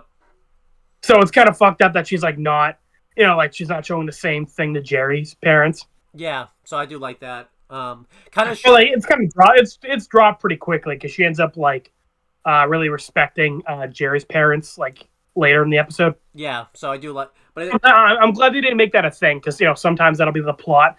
They're like, oh, the step parents and like the mom or the dad don't get along, and that's like the plot. Yeah, typically that usually ends up being the plot, like in any like cartoons or like any sitcom on Disney Channel or something like that type of thing. So yeah, I remember. Was it the Waverly Place did that where like their grandmother came over and like she really didn't like the dad? Yeah. Yeah. I mean, like a lot of things have done it, but I'm just saying that it seems to pretty common. Mm-hmm. And with that line from Beth, I thought that's the way it was going, but I'm glad it didn't go that way. It went a completely different way. Yeah. Well, as I'm about to say, so Rick, Jerry's parents come in, and Jerry's happy to see them. It makes sense because as he said, they haven't been home, they haven't visited in years. Mm-hmm. That ends up being a plot point in another episode that like Jerry's mom is visiting, and like she normally never does that. Right. And it's like really bad that she's gonna visit. I think I know the episode. The fortune cookie episode. Yeah, and that's the only other time she shows up in the show too, so that's pretty consistent. Actually. Yeah, that's what I was gonna say. I thought she was only in that one episode. I forgot. I hadn't seen this episode. Oh, you hadn't? I didn't know that actually. No, I saw last episode. I didn't see. I had never seen this one. Okay. So Jerry's parents come over, and they have a friend. And see, I was 50-50 on this. I didn't know if so. They introduced him as like somebody they introduced into their lives pretty recently, and how they explain it like Jerry's dad had just beaten cancer recently, and they're getting older, so they kind of want to like experience life in new ways. Mm-hmm. And I didn't know if the joke was going to be that like this was like their boyfriend, or if this was like their new adopted son. Well, they don't go any of those places, so yeah. Well, they kind of go with the first one. It's not the way you think. I did like because you don't notice this unless you would watch it again. Jerry didn't expect that this guy was going to be there, and the way they showed that was like when his parents come in, like Jerry's about to close the door, and then this guy comes in. So you don't notice that in like a. And I like how Jerry's like confused. Like, who are you? And to be fair to Jerry, that is kind of a dick move to like not. Well, I mean, they say like, oh, we texted you, Jerry. Don't you remember? Yeah. So I guess Jerry like didn't check the text. But that is kind of weird to just like bring this guy over like unannounced, kind of, and like it's like Christmas. It's like, you feel like you probably maybe shouldn't do this. Yeah, Christmas typically isn't the first time to. Not even that. do all this. You shouldn't even be doing this via text either. That's like a phone call, something that you like talk about type of thing. You know, like Yeah. Well, I think that's kind of the joke is that, like, they're being like really fucking weird about this, and Jerry's like sane. Everyone's treating Jerry like an asshole when he's like fucking the only normal person in this whole situation. I hate to say this. This is kind of like Kiss Sis, where like the one normal person. Where like it's like one normal person in a fucking world of psychos. Yeah, this is honestly Jerry should join Kiss Sis. Honestly, Oh god. Well, fucking listen. He was almost Kiss Mom in that fortune cookie episode. Yeah, he was. So not far off. Morty and Summer end up being Kiss Sis. Yeah, yes, they do. We'll talk about that. And it was almost Kiss Sis last episode too. Actually, now that I think about it. Yeah, it was. So more connections, and how we always have those shows where it's like. Death Note, Breaking Bad, Red vs. Blue, Yellow Jackets, Ben and Danny. It's kind of like, it's kind of really cool how these shows like have similarities and we're doing them at the same time. It's really interesting. Kiss Sis and Rick and Morty, Owen. Isn't that great? It's awesome. It's making me kind of hate Rick and Morty now a little bit. So it's when we did that guessing game, and I was like, "Fuck, Star Wars and Kiss Sis also have a connection that you don't think they should." Uh-oh. Yeah, where I was like, "Hey, Owen, how many times do you think a brother and sister kiss in Star Wars?" More than one, and that's one too many. I think I guessed I think I guessed like a pretty like a. I think I guessed like set because it has to happen like enough where like So I guess like 7. Yeah, and I was like, "Fuck, is it 7? I'm not sure actually." I think did you say too like the sum you're not even sure like even was or something like that type of thing? Like yeah, like I wasn't even sure of the number actually. Was I even close? Yeah, you might have been. Because I remember the number I even said. I think it was 7. It might have been 7. Yeah, I have to think about it, but I don't want to. Yeah, so they all have dinner together. Rick ends up inviting over a guest of his own. It's like a homeless guy, right. And he's like all smelly and drunk. And Rick is Jerry's confused. Beth is like. Because Rick's saying like, oh, it's a friend, and like he doesn't have much, so I want to like give him a home on this holiday. And Beth was like, oh, that's so nice of you. And Jerry's like immediately like, press X to doubt, like he's like, that is really nice. So why? Yeah, but we do find out why later. So yeah, but Jerry doesn't really question it after that. Like Rick ends up taking him to like the garage, and that's kind of it. Rick is pretty separate from the B plot for the rest of the episode, until like the very end. But the family has dinner together again, aside from Rick, and Morty, who ends up helping him out. This guy, what's the guy's name? I wrote it down, I think, didn't I? Or did I not? Oh, sorry. Let me look.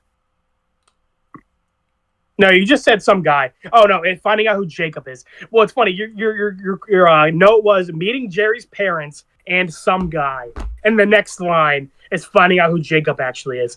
So I like how you referred to him as some guy, and like the next line later, it's Jacob. Well, because obviously I was feeling the moment of when I was watching it, and I was all Yeah, no, I know. I'm just saying it's funny that you were also like, who the fuck is this guy?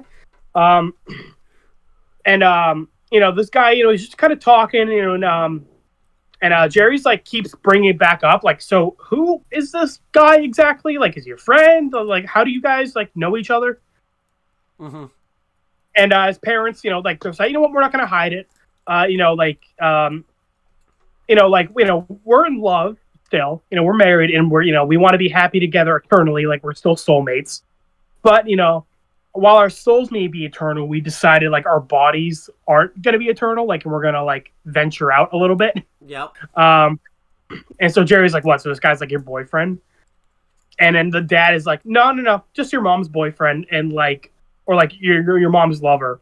And I just kind of sit there in the chair or sometimes in the closet with a Superman outfit. like he keeps getting worse and worse. Where he's like, the way he like pauses.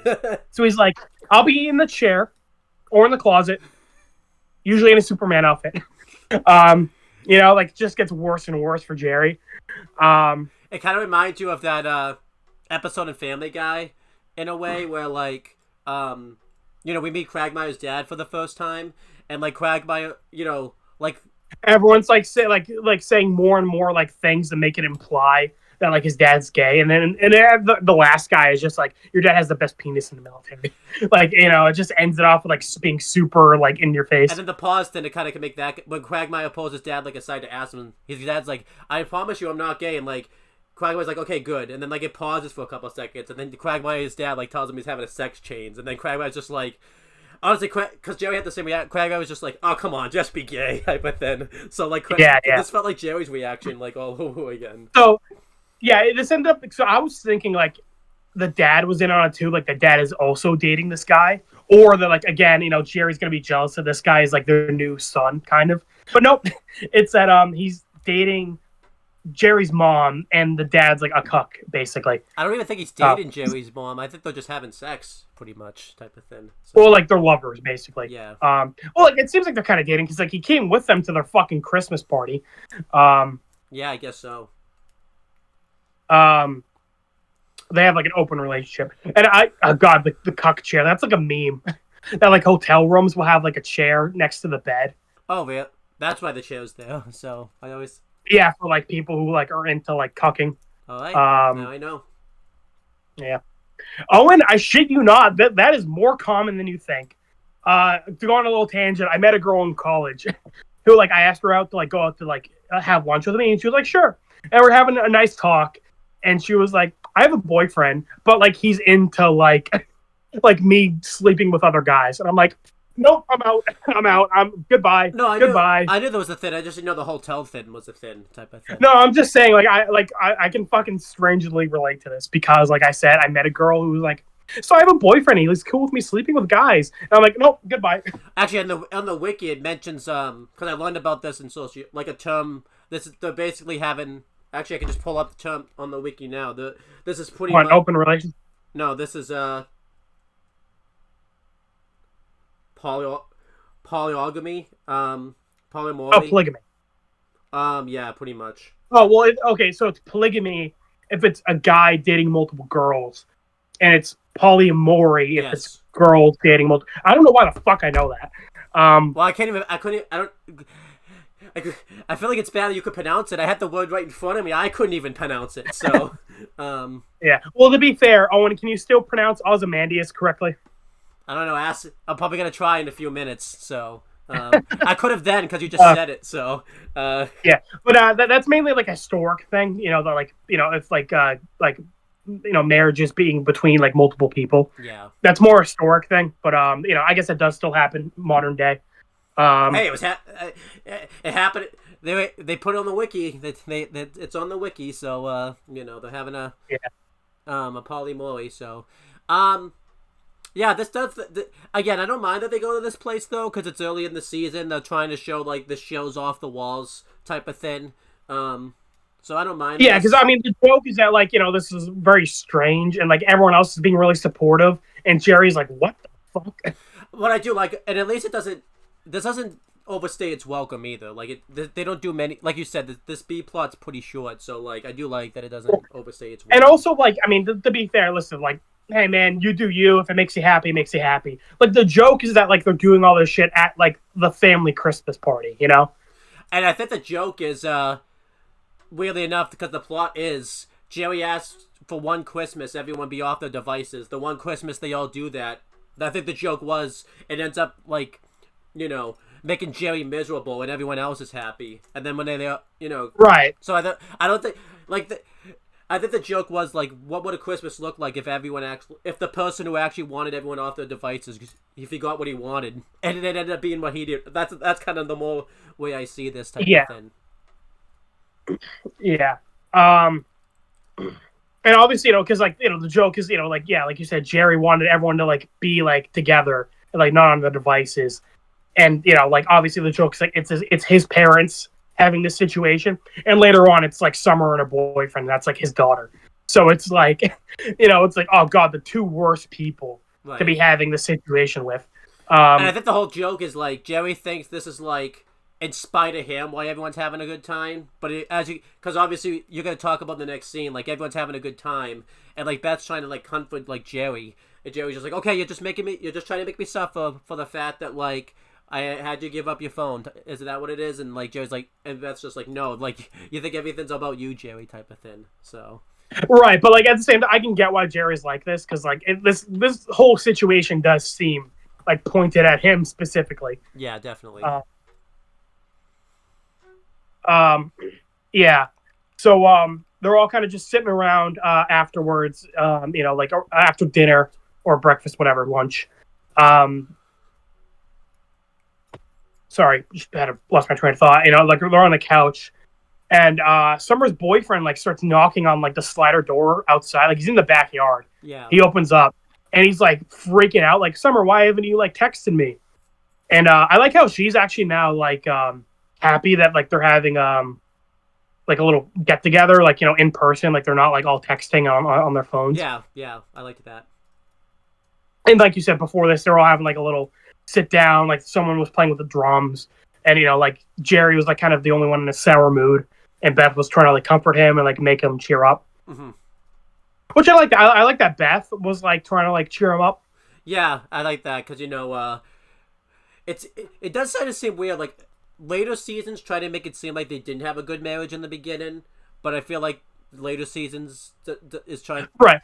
It's like Jerry was being like, "Oh, okay, I get it. You're only acting happy to like get back at me for taking your iPad." And I like how Beth was able like, "No, listen, I was an asshole earlier. I'm sorry, but no, like, come on, like, be happy with everybody. It's Christmas." By the way, I have to stop saying like later seasons did this because I keep forgetting it's not the same people we're gonna see. It's not the same. We don't see. That's not the same. Well, like you say, yeah, Jerry and Beth. Yeah, not these exact Jerry and Beth. Yeah. But I know, but I keep forgetting. Again, if you watch Rick and Morty out of context, you're not going to understand what we're talking. But I keep forgetting that it's not them type of thing. So yeah, but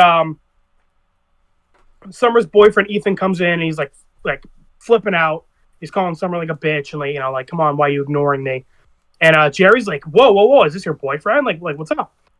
And Summer's like, I don't know, are you? And fucking Jacob is like, Jerry, man, you got to pay more attention to your family. And that's the point where I would have punched this guy. Like, one, he's sleeping with Jerry's mom, and now he's chiming in, being like, Jerry, you're a bad father for not knowing your daughter has a boyfriend. Right. And I like how Jerry keeps like fucking mean mugging him. Like, you can tell Jerry wants to fucking knock this guy out. I can't blame him. I do. No, yeah, 100%. I do.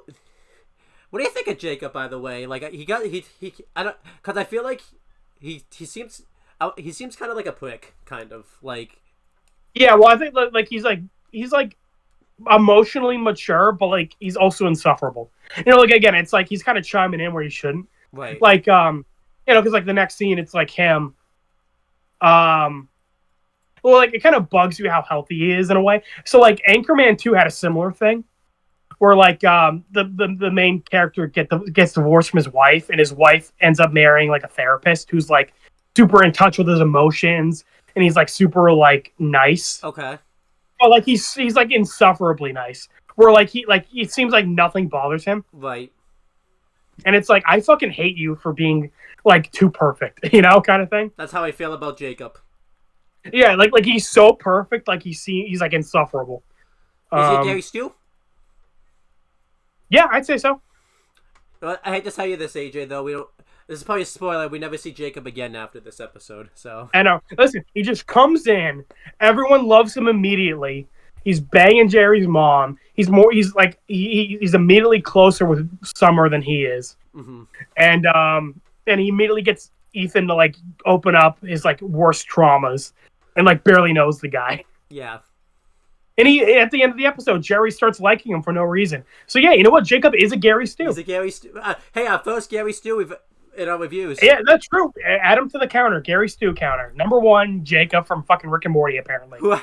Did you ever think Jacob? I mean, he's so perfect that he never has to show up ever again. That's how perfect he is. I know, right? No, literally, yeah, he's never like brought down at all. He just, I'm adding that Gary Stu counter.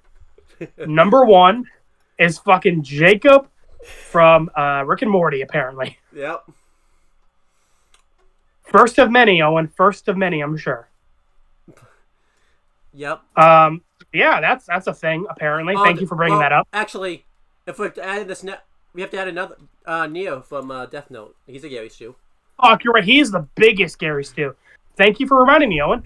We just didn't know what a Gary Stew was. Well, I didn't know what a Gary Stew was at the time, so add Neil right now. So Yeah. trying to think anybody else.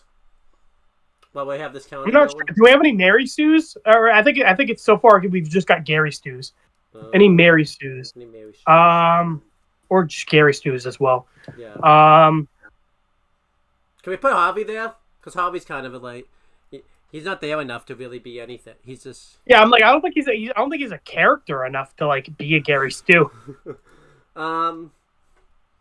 We could put some of those random background people there from, Yellow Jackets that just, yeah, sure. Background survivors from Yellow Jackets, sure.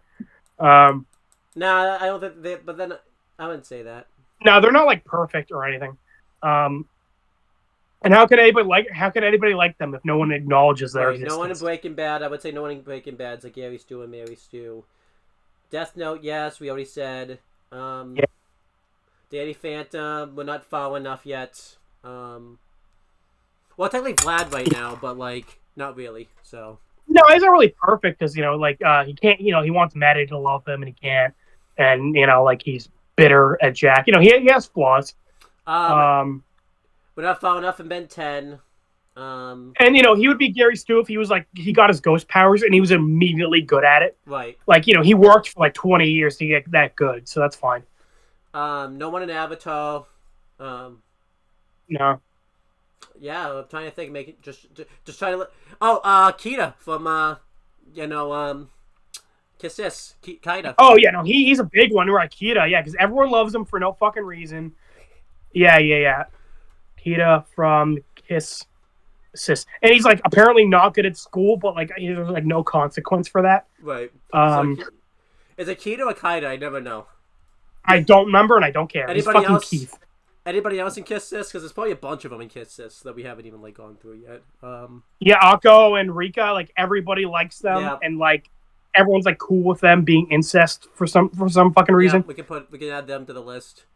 What about Kita's dad? He's pretty awesome. I wouldn't dare say he's a Gary Stew. He's a fucking he's the best character in that damn show. What about Kita's mom? Well, not Kita's mom. The girl's mom. Again, not a character enough to fucking be a Mary Stew. Has she even done anything? I feel like has she even spoken? I think she said 2 lines. I don't know. Again, she doesn't even have a name. All right, Rick and Morty. We already have one. So anybody else who? Yeah, Jake. What about Mr. Goldenfold? I wouldn't say he's a Gary Stew. Probably not. Right? He's not. No, he's a math teacher. That's automatically not Gary Stew material. I'm trying to think what else did we do. Trying to think of all the movies we've done too. Nobody in Shane. Nobody in Bird Box. Nobody in The Negotiator. Unless you want to count the fact that Samuel Jackson got his job back. Yeah, I was gonna say he's kind of a Gary Stew. I don't know. I forget what his name is though. So just put Samuel Jackson. It is Samuel Jackson. Just the guy, the actor. Yeah. Just the person, yeah, the actor is Gary Stew in real life. I'm just trying to think of all the I'd say nobody in Yellow Jacket. Or would you say Adam in Yellow Jacket? He kind of is Gary Stewish. Yeah, he comes out of nowhere. Shauna immediately falls in love with him, or is super into him. Yeah. Honestly, Adam and nobody else is upset with Shauna about Adam. Yeah, honestly, Adam is a Gary Stew. Yeah, at this moment, yes. I mean, he's dead. I don't know how much more fucking we can get from him. Right. Let's see. Anybody else? I think that's everything we've reviewed. Toy Story. I wouldn't say any. Well, what's her name in Toy Story? We're not. Bo Peep. Oh yeah, we're not there yet. But yeah, we're not there yet. We're not there. We can't put her on the list. We're not there yet. But I'm gonna add her in as honorary from Toy Story 4. Okay. She's our only Mary Sue on the list so far. Oh, Owen, I can't wait till we get to Rey in Star Wars. You don't even know. Yeah, I think that's everybody, right? That's all the shows we've covered so far. Yeah. You want to read the list back? Let's read the current count of Mary Stew and Gary Stews right now. Also, fucking Kirito from Sword Art Online. Holy shit, is Gary Stew. All right, Nier from Death Note. Yeah. Jacob from Rick and Morty. Kita, Rico, and Akko from Kiss Sis.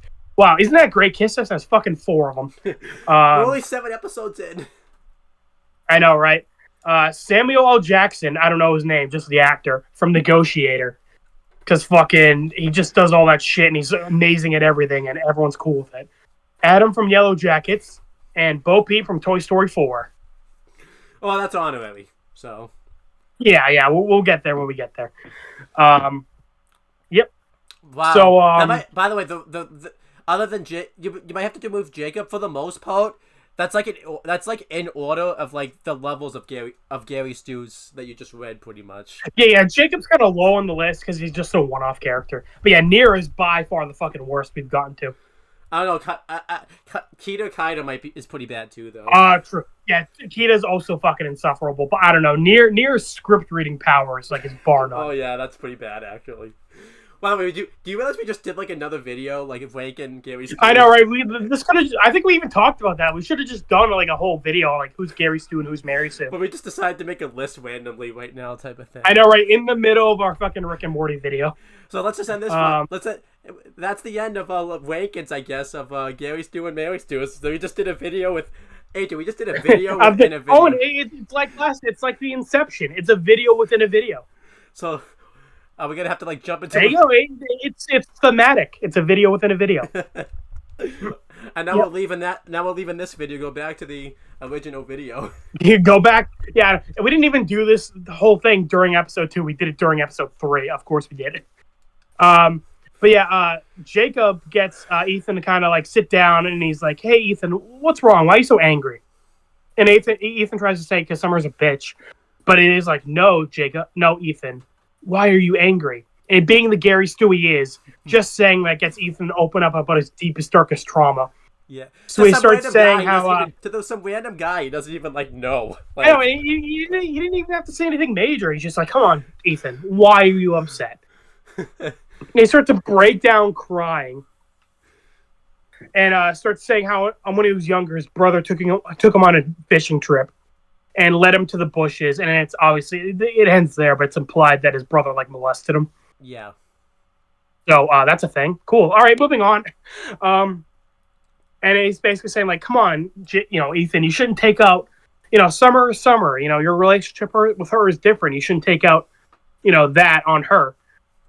So they immediately, Summer immediately like forgives him, and then like understands why he was so angry, and they start making out, and like he starts grabbing her ass, and then at that point, Jacob starts making out with Jerry's mom.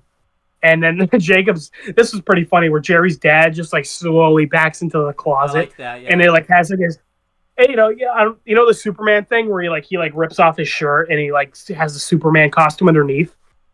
I like how Jerry's dad was also doing that, where like he had the Superman logo underneath his clothes. Yeah. And by the way, I know you're gonna say like this was too much for Jerry. I think Jerry had enough of like. What's this guy's name? Jeff? What's his name? Jacob being a Gary Stu. I think Jerry just had enough of that type of thing. Yeah. And, he's even like, "Come on, guys. Like, really? Like, I've had enough of this." And Jerry's mom stops making out with sweet Jacob's lips for 2 seconds to be like, "Jerry, no, everything's about you." And then Jacob just slowly shakes his head, like disappointed at Jerry for not falling for his Gary Stu charms. I can't, I can't blame him in that aspect, Just gotta. Yeah, don't worry. Jerry comes around for no reason in like 2 minutes, so it's all good. Even Jerry cannot hold back from fucking Jacob's Gary Stu-ness. So Jerry storms off, and he goes to try and help Rick with his science experiment. He goes to help out with the A plot. Mm-hmm. He's like, "Rick, I never thought I'd say this, but you're the only sane family member I got today." And then after this, he ends up going to watch the news. And, because like the gravitational pull of Jacob's Gary Stu just couldn't pull Jerry away, Yeah. I like too but the gravitational pull of Jacob's Gary Stu, it wasn't enough to pull Rick and Morty into the plot. They got to have their own plot doing all of this. They were completely separate from all this bullshit. You know what? If Rick was involved in it, Rick would probably be like, "Oh, Jacob, I love you so much." He would reveal his backstory 5 seasons early. Yes, he would. And Jacob would just be like, "Rick, what's wrong?" And then Rick would talk about his wife and Rick Prime and all that bullshit. What do you mean, Jacob? You said Jerry earlier, so. Oh yeah, right. You know what? The next villain of the show is going to be Jacob Prime. Oh yeah, because we don't know what. So you know how like in different universes someone's different. I like to think that in every universe Jacob's just a Gary Stu. Like that's how in every universe. There's only one Jacob across every universe. There's always one Jacob. He's just traveling to each dimension, making the world a better place. Yeah, he goes where he's needed. Banging Jerry's mom in every universe. Yeah, why not? It's like Adam, always showing up at the most inconvenient time. And that's what Jacob does, banging Jerry's mom. And Adam's even doing that in Death, as you saw in the season finale of Yellow Jackets. Yeah, I know, right? With his final breath, he's like, "I gotta show up one more time." Well, no, don't forget, because it's on the news that night. That's what I mean. It was on the news that night. Yeah. Everyone fucking missed him. They're like, "Wait a minute. I had an inconvenient moment and Adam wasn't around the corner. Something's wrong here." One day after his death. Was it a day? Yeah, literally that night. And people were like, "Wait a minute. Something's wrong. Adam's missing." That's awesome. Mm. They had a manhunt for Adam like they did for Heisenberg. Fucking nationwide. That's why. But anyway, that's why it didn't matter though. Like, Misty said he was just gonna take it, make it look like he went on a trip. You can't. You can't. There was not an inconvenient moment type of thing. You can't go around. I know, right? You can't make Adam go missing. I like how we said we're gonna stop doing three episodes per video because we get off topic, and then we did this. I feel like because this plot made us go off topic too, though. So yeah, it's pretty funny though. But yeah, Jerry's watching TV, and then everyone in the living room is like getting their clothes on. I don't know. Was it implying that everyone like had sex in the living room? Or was everyone just like getting ready to like go outside? I think they would just because they had like sleds and stuff, so I think they were just getting ready to go outside. Okay, I was about to say, wow, that'd be weird. I mean, this whole thing is weird.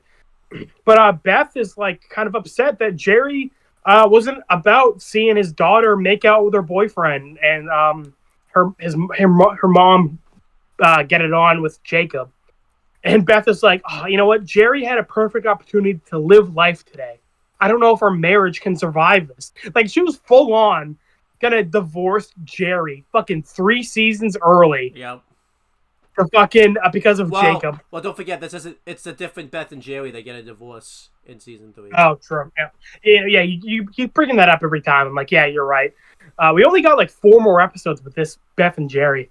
Yeah. Well, not they show up again. Like consistently. Yeah. And then they go to check on Jerry, and fucking it is raining blood outside. Why? Owen will explain in the A plot. Yes, I will. And then maybe I won't. For some reason, Jerry succumbed to Jacob's charms, and he wraps his arm around Jacob, and he's like, you know what? I'm happy to see everybody, and you know what? From now on, let's celebrate Christmas with our glued to our iPads. Yeah, what is that? I guess we don't have a reason why he just warms up. Yeah, I was gonna complain in this episode, like both the A plot and the B plot kind of just like wrap up like with like way too quickly. I feel like the A plot wraps up better though, at least than the B plot. Better, but still kind of suddenly. Yeah. Yeah. Jerry just kind of decides like, okay, everyone's cool now, and we're gonna just go on our iPads, I guess. And also, they do have a kind of funny moment where like everyone's freaking about like all the body parts flying around the world, but the news is like, don't worry, it's okay, and everyone's like, oh, thank God, it's okay. Kind of making a joke that like if they see it on TV, they'll be like, oh, they'll immediately be like, oh, everything's good, guys, don't worry. Typically isn't the case, but yeah, I know, right? Which is but yeah, and then that's kind of it for the B plot. Everyone just kind of goes back to going on their iPads, and Jerry's cool with Jacob because he couldn't resist Gary Stu charm for long. I mean, so I think that's why the B plot wraps up so quickly because of Jacob's scary Stu-ness type of thing. That's why it wraps up. Yeah, literally, people couldn't resist his gravitational pull. The B plot wasn't thin. I thought it was fine.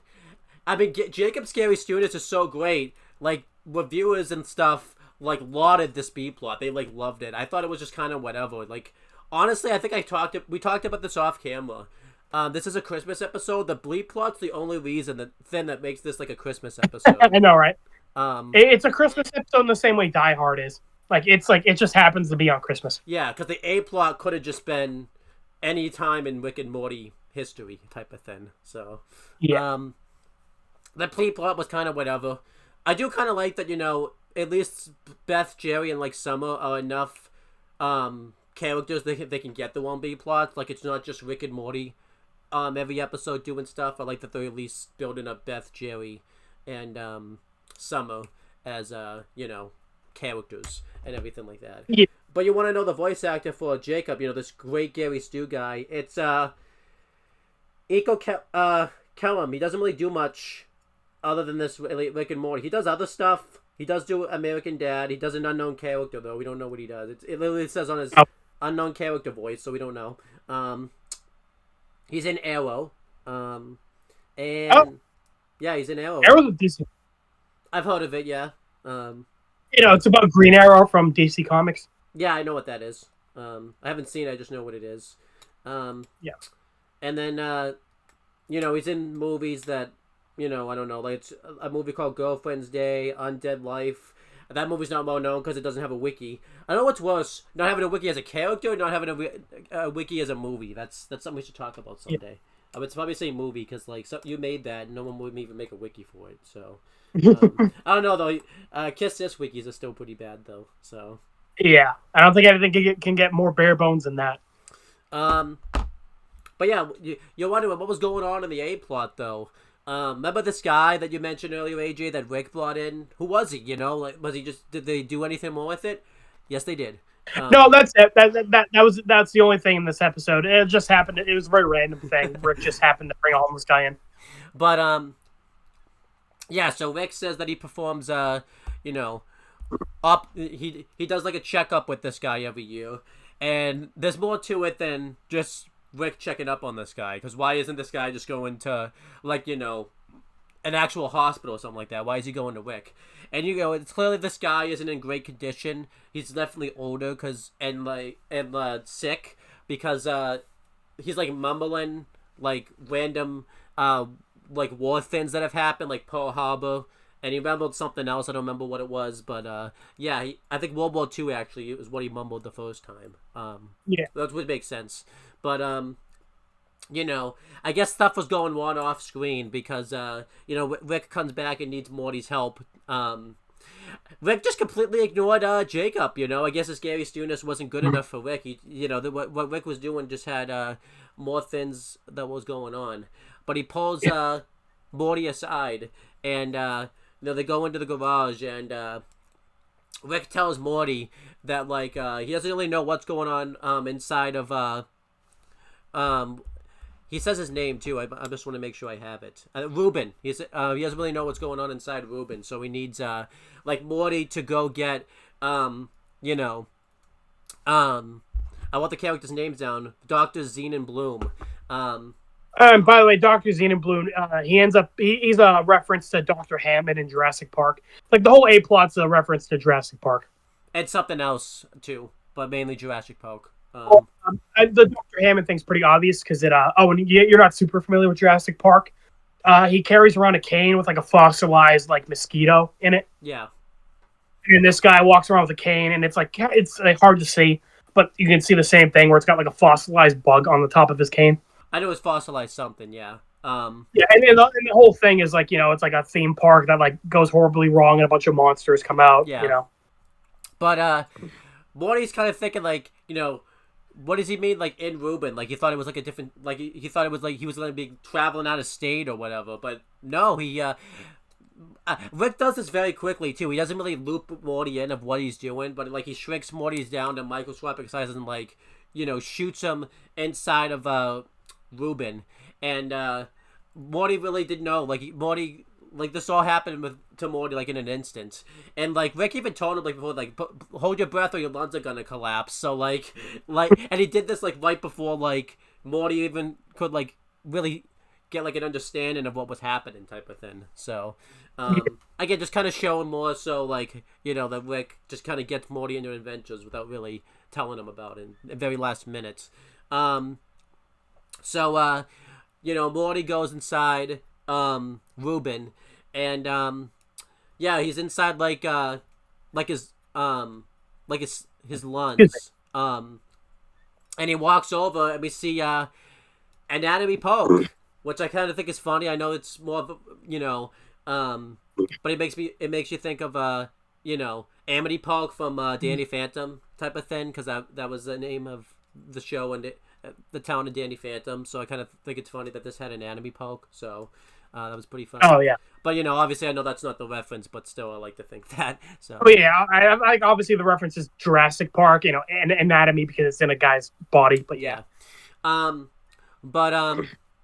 Rick wants him to find and Morty's going through and he notices all of the different theme parks and rides and everything like that, and all of the rides have an anatomy type of theme to it. And then he goes over to one of them and it's Pirates of the Pancreas, but it doesn't really make sense. Morty kind of says it weird, and Rick gets very defensive because we find out that this is Rick's brain project and everything like that. This was his ride that he came up with type of thing. Yeah, it's a pretty good running joke where it's just the thing he really wanted to do, and everyone else is kind of just neutral on it, or doesn't really like the idea. So I do like that. So Rick made this poke, I guess, inside this guy. I also like this episode because I do like episodes of shows and just... Yeah, I was gonna say this is a pretty common thing. Last episode was going into someone's dream. That's pretty common for cartoons. And then this one is going in the shrinking, going inside of somebody episode. And I always like those ones just because it's really cool to kind of see this the inside of someone's body. It's good. I like shrinking episodes where you can see how big everything is from that point. That's probably why I like Toy Story so much type of thing, because they're small type of thing. Yeah. So yeah, we talked about that in the Toy Story review. It's kind of cool how very mundane things like the gas station or crossing the street is a big task for them. Yeah. There are other common tropes going inside of a video game, body swapping, getting changed into a girl, those are all pretty common episodes for cartoons. But I do like that, Rick and Morty's kind of getting this out of the way, but they're taking these typical concepts and kind of putting a nice spin on this type of thing, with the Inception, going into someone's dream. Oh, getting stuck together, that's another common thing. Sorry, I'm just, thinking of them. Yeah. But, Rick goes into Anatomy Poke, and he, meets up with... You mean more? Huh? You said Rick goes to Anatomy Park. Oh, and then Morty, yeah. He's going around, he's in the lungs of Ruben, and it's very dark and distorted because it's I don't think it's his lungs, it's his kidneys or something. His kidneys are shutting down, so that's why that area is very dark. It's not very high secure and everything like that. Yeah. And Ricky makes a joke that if a guy's willing to have a whole theme park built inside of him, he probably doesn't really take good care of himself, or he's pretty low on life. Yeah. And this guy clearly drank a lot, so his kidneys probably fucked up from drinking. So doing all of this, one of those robotic animals pops up out of nowhere, and this obviously scares Morty. But then somebody else comes up out of nowhere named Poncho, and he holds Morty up by the wall, wondering who he is. And this is where we kind of meet everybody in Anatomy Park for the most part. We meet Dr. Xenon Bloom and Alexander, and Dr. Xenon Bloom kind of says he's just a friend, and Rick he has a thing, a device inside Morty where he can speak, and it's a speaker. He can hit a button, I guess, and it will come out and you'll hear Rick talking type of thing, which I thought was pretty cool. I like that they do this a couple times. And Rick wants to know what's going on, and he reveals that some type of the security breaches are down. Something, basically what's actually happening is Ruben's getting sick, and obviously he doesn't have a long life left. Something's making him sick and making him deathly ill, but something's caused the security to shut down. I guess the security is Ruben living pretty much. So yes, I think the security is his immune system. Yeah. So and we end up finding out we We have a traitor amongst us. Yeah. But, yeah, so, they go around and, Dr. Xenon Bloom just kind of tells Morty about, like, anatomy poke. And, doing all this, we see a girl named Annie come out, and, like, Morty kind of gives a good look at her, showing her, like, he has, like, a romantic interest in her type of thing. But doing all this, they're kind of walking about anatomy poke and talking about how somebody, how somehow some blockage got into the system and is causing the security to shut down. And they go inside of Ruben's lungs to kind of investigate and to kind of see what's going on. And, somebody comes in and we see... Again, I think what I really liked about showing... like inside of the lawns is the animators got to be really creative when it came to the drama and like the colorfulness and everything like that. Like this was really animated very well and everything like that. And doing all this, I had to write down all the disease names. Gonorrhea attacks and starts attacking the team. And I do like that all the monsters were like real world like diseases. They didn't make them up. Like they were actually real world diseases, and we got to see like in a monster form. Because I like that when they're in the lungs, like they see a couple of like dormant diseases, and they're like, "Oh, don't worry, these are pretty common in everybody." Mm-hmm. It's just if something goes wrong though, then they'll like become more invasive, and then sure enough, like a shit ton of them show up. But I do like this too because typically like in real life. Like tuberculosis, gonorrhea. Obviously, it's very small, but like it's very monstrous and just can kill your inside. So this is kind of like a nice take on that the animators are kind of working with. So yeah. But gonorrhea attacks and they're able to escape and they go inside the lungs. I forgot to talk about that earlier. Like they can't get into the lungs. I think because gonorrhea isn't really like a lung disease, so that's why they can't get in. That's why I can't get in there. But doing all of this, Morty goes to go up the lawns and kind of tries to see if they can like find a way to get up there and like to see what's going on with like Ruben and all that type of stuff. I like that they're kind of continuing the idea that like all the body parts are like theme park attractions, like the lungs, like a bunch of the cells inside of the lungs are like bouncy. So Morty's like treating it like a bouncy house kind of thing. I like that. And doing this, one of the people run in and he's got like an animal costume on. I couldn't get the guy's name, but well, that's the joke is he's like gonna tell Morty his name, like please remember me, my name is, and then like it gets cut off and he fucking dies. So I guess that's another character we can add to the name, and this is the first time where we've brought that up, where the show actually made a joke out of it, type of thing. So yeah. But it's kind of weird. I thought they were gonna do something with this because the guy like comes in without like his animal costume because he's like a mascot, and the doctor's like put that back on, and he like has to put the animal head back on. Yeah. So and like immediately he fucking dies. So I'm like, oh okay. I thought they were gonna like do something with that. Yeah, like he was gonna be because obviously we find out this is like an inside job. Like he was gonna be the person. Yeah, I think it's just like he's like a red herring. But it's funny because they don't keep it going long. Like he fucking like dies like 20 seconds later. Yeah. So and the only reason Morty even goes up there is he's trying to impress Annie, type of thing. And I do like I didn't really talk about this like Dr. Xenon Bloom, he's like an anatomy, but everybody else there was like human type of thing. So yeah, I was gonna say like what's up with that? So like obviously like he makes the theme park because like he's like microscopic, it makes sense. Yeah. But I'm like, where the fuck did Rick get these normal people, and like how did he convince them to shrink down and like build this theme park with them?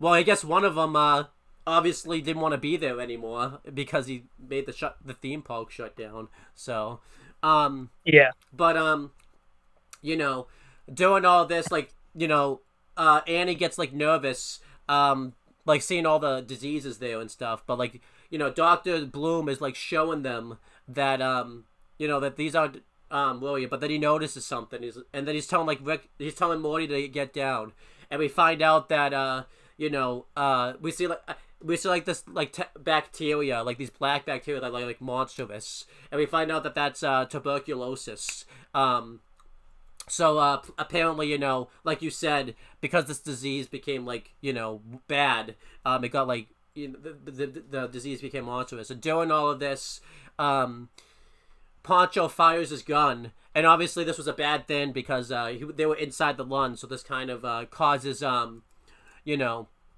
him to like start coughing. yeah, Ruben to start coughing, and this causes Morty to fall off, and doing all of this, everybody is trying to scramble to get out of there, type of thing, and they end up getting out, but not the unnamed guy, the guy whose name we never gonna find out, and he tries. It's pretty graphic too, because Morty grabs him and he's like, I won't let you die. Like, what's your name? And he's like, my name is. And then he immediately gets sucked up, and he's sucked up with so much force, it fucking rips all of his skin off. But then it's like we see from like a large perspective, like the guy just like coughs and like it goes on Rick's face, and he's like, ew. Right. Yeah. So... It did a similar thing in South Park where like we got an episode from like a bunch of like lice perspective, and like the lice are on like this guy's head, and he's about to like kill this other lice like with a gun, but then like a bunch of like huge fingers like grab him, and he's like screaming, and then you see like it's like the kid, he just picked them off and like flicked them off. This reminds me of Ant-Man when they were having this big fight like in like his daughter's room or whatever. Oh, right. And then you see the large perspective, and it like, the guy gets hit with a toy train, and it just like knocks over from like a large perspective. Yeah. So I always like it. I didn't know you had seen Ant-Man. That's funny. I've only seen that one, but so I haven't seen like the others. But of all the ones, that's so strange. Wasn't that the first one? It was, but I'm saying like of all the Marvel movies you've seen, it's Ant-Man. Like, really? I think it played at a drive-in, so I didn't really have like a choice. I don't know. I'm just saying it's funny. Like of all the Marvel movies, like not Hulk, not Iron Man, not Captain America, fucking Ant-Man. I've seen Iron Man. I've seen the first Avengers. I've seen. Okay. Captain America. I think the first one. So I have seen others. I just haven't. Well, I didn't even know. I didn't even know Ant-Man was even part of the Marvel universe. Yeah. In the not in the movies, but in the comics, he was one of the founding Avengers. Oh, okay. Yeah. But anyhow, off topic though. But yeah, sorry. I'm a comic fan. I just wanted to bring that up. But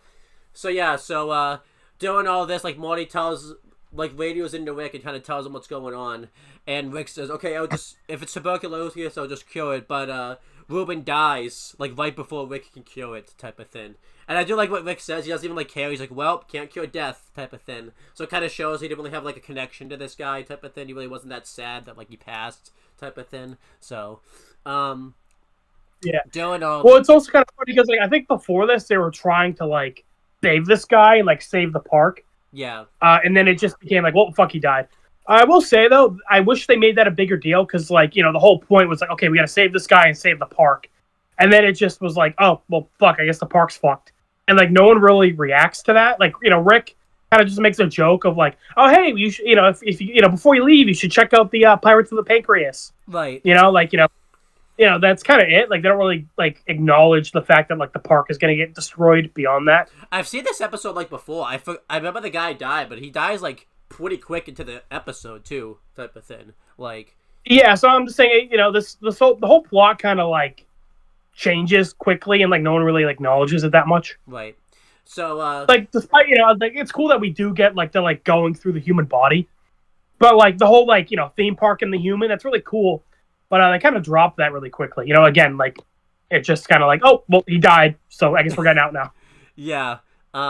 Which I wouldn't have minded, but it is kind of weird type of thing. But yeah, so we find out that the body's starting to fill up with gas, which becomes important later on, because that's what... I do like that they're treating this, like, pretty realistic. Like, it's what's going on as if someone dies, IOL type of thing. Like the body shutting down, yeah. Dr. Bloom pulls, like... Because they realize they have to get out of there now, pretty much. Dr. Bloom pulls, like, Morty aside, like, quietly, kind of, having a conversation themselves, and Dr. Bloom kind of believes that this was like an inside job, and he thinks that Annie's the one that like did this because Annie like had like past performances where she's been like written up and all that type of stuff. But like it's something stupid. He says like, oh, she got written up at the churro stand. Yeah. You know? So like something stupid, like nothing that would make you think she's like a spy. So I do like that he just jumps to that conclusion though. Like he's just like, yeah. And then like right after, but basically he tells Morty to like, you know, keep basically I kind of wish they would have done something with this, like, because like, when we find out who actually it is, you don't really know anything like about him until like, you know, because we find out, I would say this, we find out it's Poncho, but like I wish like Morty would have questioned like each person type of thing. He didn't really question anybody type of thing, so that was kind of weird. But then yeah, I do like this. They kind of do a funny joke when Morty tries to hit on Annie, and he fails miserably because he tries to say like, you know, I am 14, like I may look 12, but I'm definitely like 14. Oh yeah, because it's like the guy earlier like was insulting Morty and called him 12, and then you know Morty like was like, hey, by the way, I'm not 12, I'm 14. And the girl's just like, oh, okay, yeah, that's fine. And like when she walks away, like you'd see like Rick is just like, ooh, Morty, that was like, I like too because Rick's like working to try to get them out of there, but he's still like you know, has the decent taking the time to like shit on Morty. He's like, ooh, Morty, strike one. And I like too, you see Morty like hating his head down, like not even his head down, like his whole body down. He's just like depressed, like right afterwards type of thing. Very realistic for a 14-year-old, like zero game. And then then it cuts to the B plot. Then it comes here. And doing all this, they're going through the small intestine, and they do the running joke where they go through that like ride instead of saying it's a small world after all. It's like it's a small intestine, and they do a funny joke where I think it's Poncho or Alexander. Alexander didn't really need to be here. He was kind of an inconsequential character. He was just there, but whatever. Yeah, I didn't even know his name. Like, yeah, he really didn't do anything, and then he just he didn't even sacrifice himself in the end. He kind of just got his foot stuck. I know, but I think Alexander's like annoyed about the fact that they have to listen to this song the whole way through, and then like they do a funny joke. He says like it's another miles of the song or something like that. Well, they do a funny joke. We say, yeah, but then we get to the larger test, and obviously the larger test it probably has like the same thing like going on. Yeah, and it's like obviously going to be even longer too. Yeah. So then but then a monster comes out, and we find out that it's gonorrhea. And they do a funny joke, because obviously, like you said, this is based off... I almost said this is based off South Park, but no, this is based off... Jurassic Park. And they say, don't move, it can't see you if you don't move. And then he's just like, oh, wait, I was thinking of a T-Rex, so they definitely got the Jurassic... Was that a scene that actually, like, happened in Jurassic Park? Well, would they have to, like, stay still because of the T-Rex? Yeah. Okay. I haven't seen that movie in a while, so that's why I was asking. So, but yeah, they tip over. I don't know if they say that exact line, but like, yeah, something like that. And they run off. They run into like a random like space, and Morty realizes that wait, did you say this room is like filled? Well, not this room, but this body's now filled with gas. So Poncho lights a match, and this throws it at gonorrhea. Wow.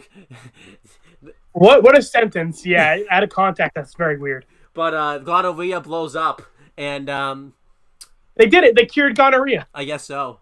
Wow, this guy had like everything going on with him, type of thing. Yeah, gonorrhea. He had, you know. I know, right? I was gonna say this guy's as we're gonna find out in a little bit. He had the fucking Black Death. No. What was that? Was that the E. coli, or what was the Black Death? I forget what that one was. Black Death? That's the thing that wiped out like 2/3 of Europe, Owen. No, but I'm saying like in the show. Oh, I thought you were legitimately asking, like you didn't know what the Black Death was. I was like, oh, no, are you fucking serious? I forgot what that was like in the show. I mean, like animation. But... Oh, that's when it's revealed who the traitor is. Oh, okay. He had it in his backpack. Oh, I thought that was the tuberculosis thing. No, I think he said that was the Black Death. Oh, okay. But anyhow, I liked how you you thought you had to explain what Black Death was. I was like, oh man, have you never taken a history class in your fucking life? No, I knew it, because that's like, yeah, I knew what that was. I'm like, what was that in the I know, again, out of context. Right, I was like, oh, and okay, so in the Middle Ages, it fucking wiped out, like 2/3 of the fucking population. I know. Kind of a big deal. I know, but then I didn't realize, I thought that you thought that that's what I was asking about, but like I mean, like in the show, what was that in the show? I know. Well, I get that now, but imagine I was like, you were like, hey AJ, what's COVID? I'm like, Owen, really? Well, yeah, no, I knew what the Black Death was. How the hell did he even get that? I would hope so. But anyhow, so doing all this, Annie gets like starts to kind of like Morty a little bit. I don't know why she likes Morty because like freaking Poncho was the one that lit the match at the end of the day. Like Morty just I guess it was because it was his idea. I guess I don't know. Poncho should have gotten some credit. I understand why he betrays the group later on because he got like nothing out of this type of thing. I know, right? Well, she's also like 14, so is Poncho like upset he couldn't sleep with the 14-year-old girl? I don't know. Like he didn't get it. He should. Listen, Mr. Goldenberg is the pedophile. All right. Not listen. He might be a traitor, but this guy has standards. Okay. Okay.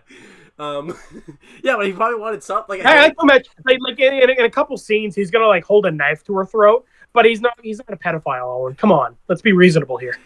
He probably wanted like a handshake, like a congratulations for at least doing it type of thing, like something. Yeah, I know, right? Yeah. But anyhow, so then they go inside. I think they went in. Where did they go at this point? Because Okay, so they're going to like his rectum. They're gonna like have him shit him out. Oh right, yeah. Remember they get to the dam and it's like okay, so the idea, obviously the idea is like your bowels release when you die. Yeah, I knew that. Yeah, so and like this is cool where it's like like the bowels is like a big dam like holding all like the urine and shit in, but because it's he died, it's like the dam's gonna break, which I think is funny. Yeah, and doing all of this, we see like the Black Death. What the hell? Because I don't think he had the Black Death. Poncho just released the Black Death. What the hell did Poncho get Black Death? Like. I know, yeah, it wasn't anywhere else in the body. He just had it in his backpack. I think the joke is like, so it's another Jurassic Park reference, where like the guy who like released all the dinosaurs, like he was like trying to escape with like a bunch of DNA samples. Okay. And like he was gonna sell it to the highest bidder.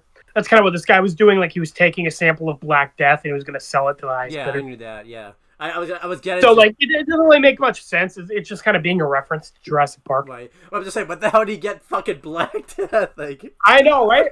Is Black Death even around anymore? I'm gonna Google that. Is the Black Death even around anymore? Yeah, but like, but yeah, we find out that he has Black Death on him, and he takes Annie by hostage, and basically threatens to kill her.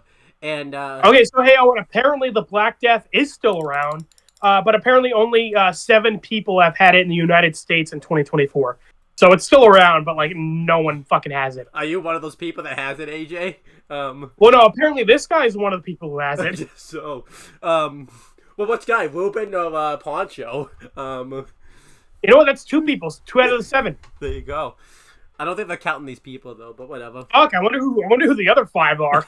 Can't believe. But anyhow, so yeah, so I guess Poncho's whole plan was he was gonna be like a bounty hunter, but like not like someone who goes to kill people, who like releases diseases to like worldwide countries and everything. He was gonna release the freaking Black Death to like North Korea and all that type of stuff. Like what the? Yeah, I like how like he says the highest bidder and he like lists people like less than like he says like terrorist groups, yeah. North Korea. Then he says like Republicans, which I'm not gonna get into that. Yeah.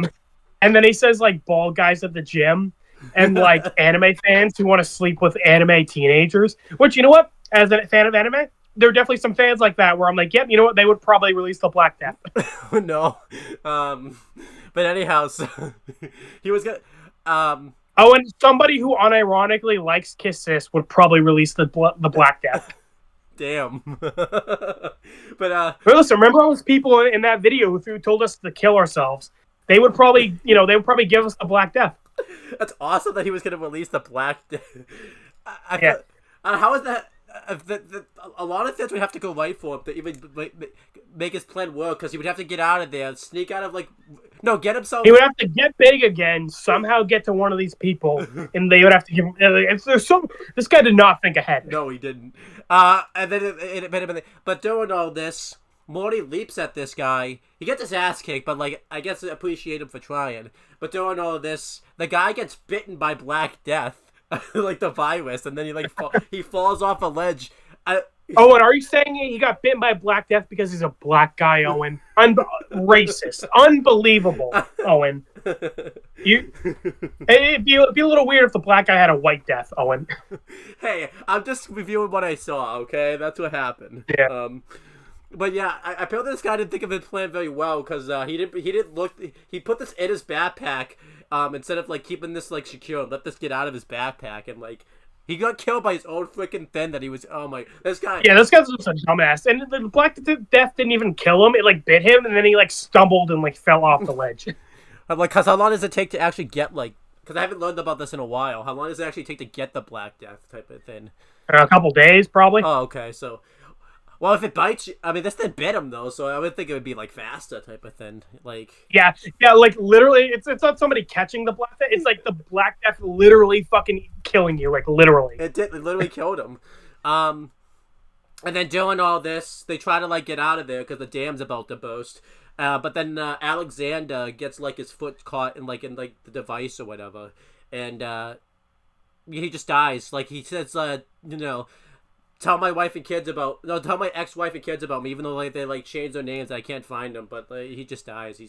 Alexander really didn't need to be here. He just died. Yeah, I'm like, I kind of forgot he was there, and then he died. I'm like, oh yeah, right. I kind of forgot you were there. I do like too, like midway through, they kill like the person that like sabotaged him, like not even halfway through the episode. I don't even think like. Oh yeah, that guy died pretty quickly. Again, this was a little all over the place. Like like the whole theme park, like kind of went out the window like really quickly. And then like it went from this guy like giving people the Black Death to somebody. Funny. I know, right? I don't know. This guy's plan was not great, and he just fucking died immediately. Yeah. By the Black Death. Like, yeah. How'd they get the Black Death? Ironic. Like, yeah, that's what I'm saying. Again, this guy was like one of the fucking 7 people in the country who fucking had the Black Death, apparently. Yeah, but I don't even know.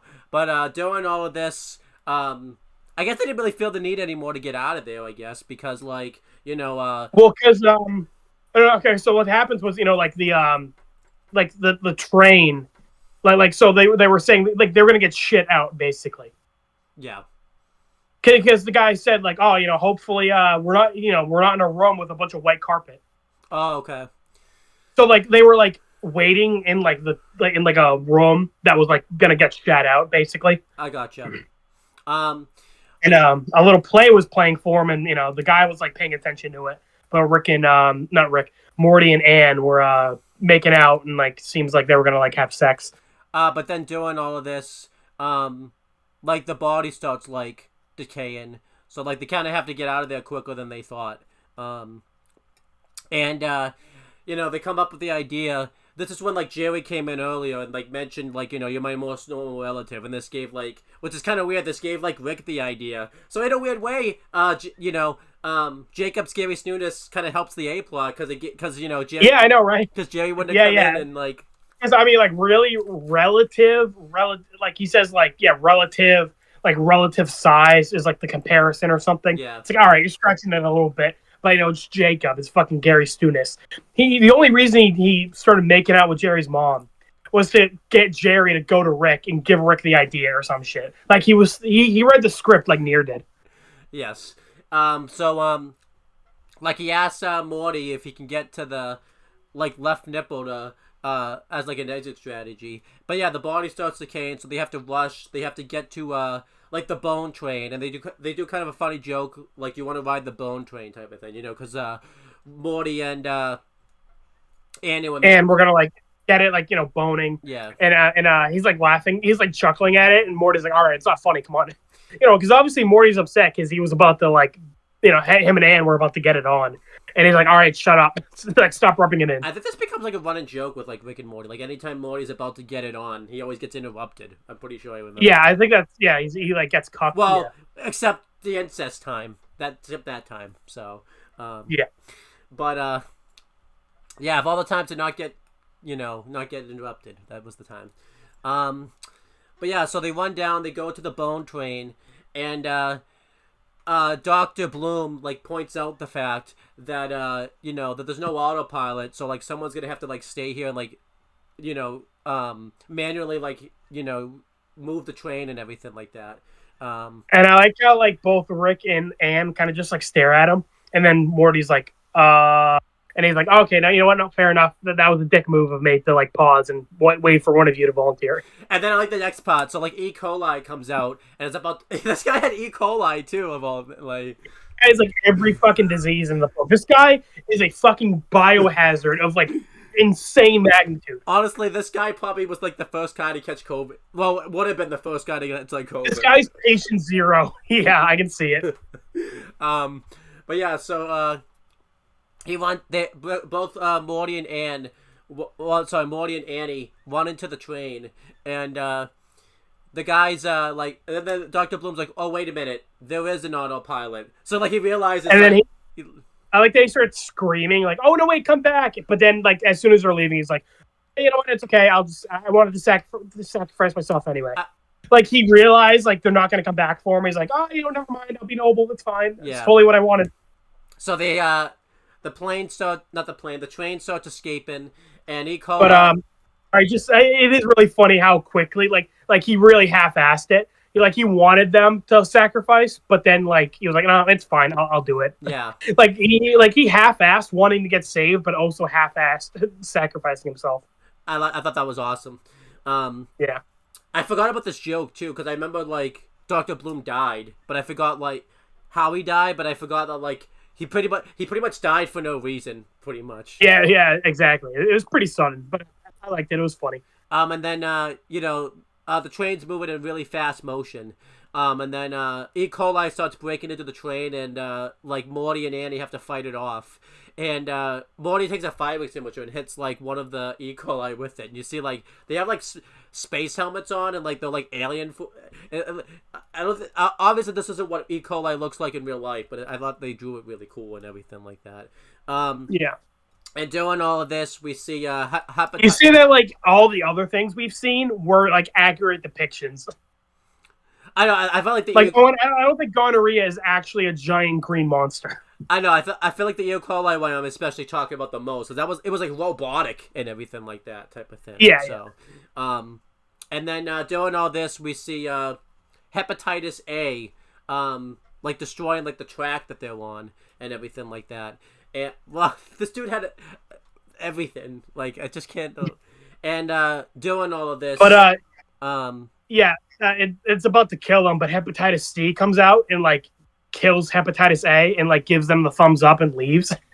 And I do love the joke where Morty was like, "I'm confused. Did we like have a relationship with him?" That, yeah.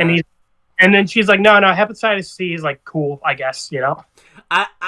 Because I watched this episode twice because I was making the notes up yesterday. And I was like forgetting stuff that happened, so I'm like, yeah, okay, I gotta watch this episode again. I was like looking to see like if he did show up again, but no, this was just a running joke that they did. But I think that was like the joke that like hepatitis C is like good for you. I'm pretty sure. I guess I meant to like look this up ahead of time. I actually don't know what hepatitis C is, so like I guess it's good. Yeah. I'm kind of in the same boat as Morty, where I'm like, sure. I like to think the joke was like there was just so much stuff happening that like they just went with they were just going with it, but whatever.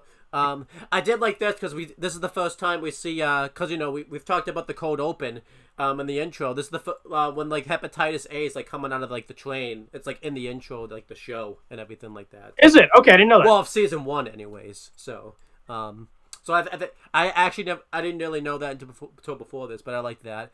And then doing all of this. Morty is flying with Ruben, and he like throws, he's flying up into space. He throws Ruben out, and he grows him like, I guess space size because it's bigger than Earth. But he grows him into. Well, also important thing is he stuck dynamite inside of him before he grew him, so like the dynamite also grew in size. Yes, and it's on the news and everything like that, and they do like a funny joke where like. They go around to each like country and nation, showing like each body part. Well, I'm pretty sure he wasn't bigger than Earth. He was just like as big as like the United States. Yeah, but I was thinking Earth because they were in space type of thing when they were doing all this. Oh, because they end up showing on the news like his body was like about as big, but like his eyes were like on the East Coast and his feet were on the West Coast. Oh, that's true. Yeah. And then they end up saying like on the West Coast like his feet are pretty big, even compared to the size of his body. And obviously the joke is like, if you got big feet, you got a big dick. Yeah. And they're like, oh, I would hate to be in the Rocky Mountains. And then, like, like lumberjack in the Rocky Mountains gets like crushed by his dick. Yeah, that was funny. That was pretty funny. I could tell they were doing it a mile away, but like the build up was still funny. Yeah, and then Rick saves Morty and Annie, and I love this because Rick still shits on Morty even though he just went through like this big adventure. Like, where's Dr. Bloom? And Morty's just like, I'm sorry, Rick, we lost him. And then Rick like is giving Morty shit about the fact that Dr. Bloom got killed, even though he just went through like this big adventure struggling to get out of there. Yeah, he was like Morty had one job. Yeah. And then I mean he should be happy. Like, the funny thing is Rick doesn't even know that it was Poncho that was sabotaging the pug. Like, he could have been Poncho could have been the one that gone with him instead, type of thing. So like that ended up so then looking out. Doing all of this, after this happens, Ruben blows up. Well, his corpse blows up, not him. Like blood starts raining down onto Earth and everything like that. I do like this. I actually don't. You know what? I don't know why they did that. Christmas thing, at the end, it's typically like a Christmas miracle when it snows. I know, but like Rick didn't really have any reason to blow up the body. Like, he just needed to make him big to like get Morty out of there. But like, they didn't really need to like blow him up. Yeah, I don't know why he blew him up. So it was kind of just to like be dramatic, Like, he could have just like made him big. Morty gets out, then shrink him down, and then, have him float through space. Right. I kind of wish they would have done it as like a joke type of thing, but there was no punchline afterwards. It just blew up type of thing. So yeah, like there wasn't really a reason to like blow him up. Like like okay, they kind of just did it to like be dramatic. Yeah, I guess. But then they go back after the town's not the town, but the whole Earth's like covered in blood now and everything like that. Like yeah, which isn't good because obviously I thought they were gonna do a joke that like it's a religious thing. Like, oh my god, it's Christmas Day. And, like, blood is rained from the sky. I thought they were going to do, like, a joke about that. Right. I like to think it was, like, more of a reference, at the end of each movie, of a Christmas movie, it will usually snow, and that's, like, a miracle that it, like, snows. Yeah, like, I'm assuming that's the joke, yeah. But, like, I thought they were going to do, like, a religious thing. By the way, this isn't good, by the way, because, good thing, like, if someone was outside and blood got on them, they could have got, like, all the fucking diseases that this guy had. I know, yeah, I know, right? Like, seriously. They could have gotten the Black Death. But that number you just looked up, that was like 7 people having the Black Death. Like, everyone in Rick and Morty's world would have had like the Black Death. They just made the Black Death like as big as a fucking state.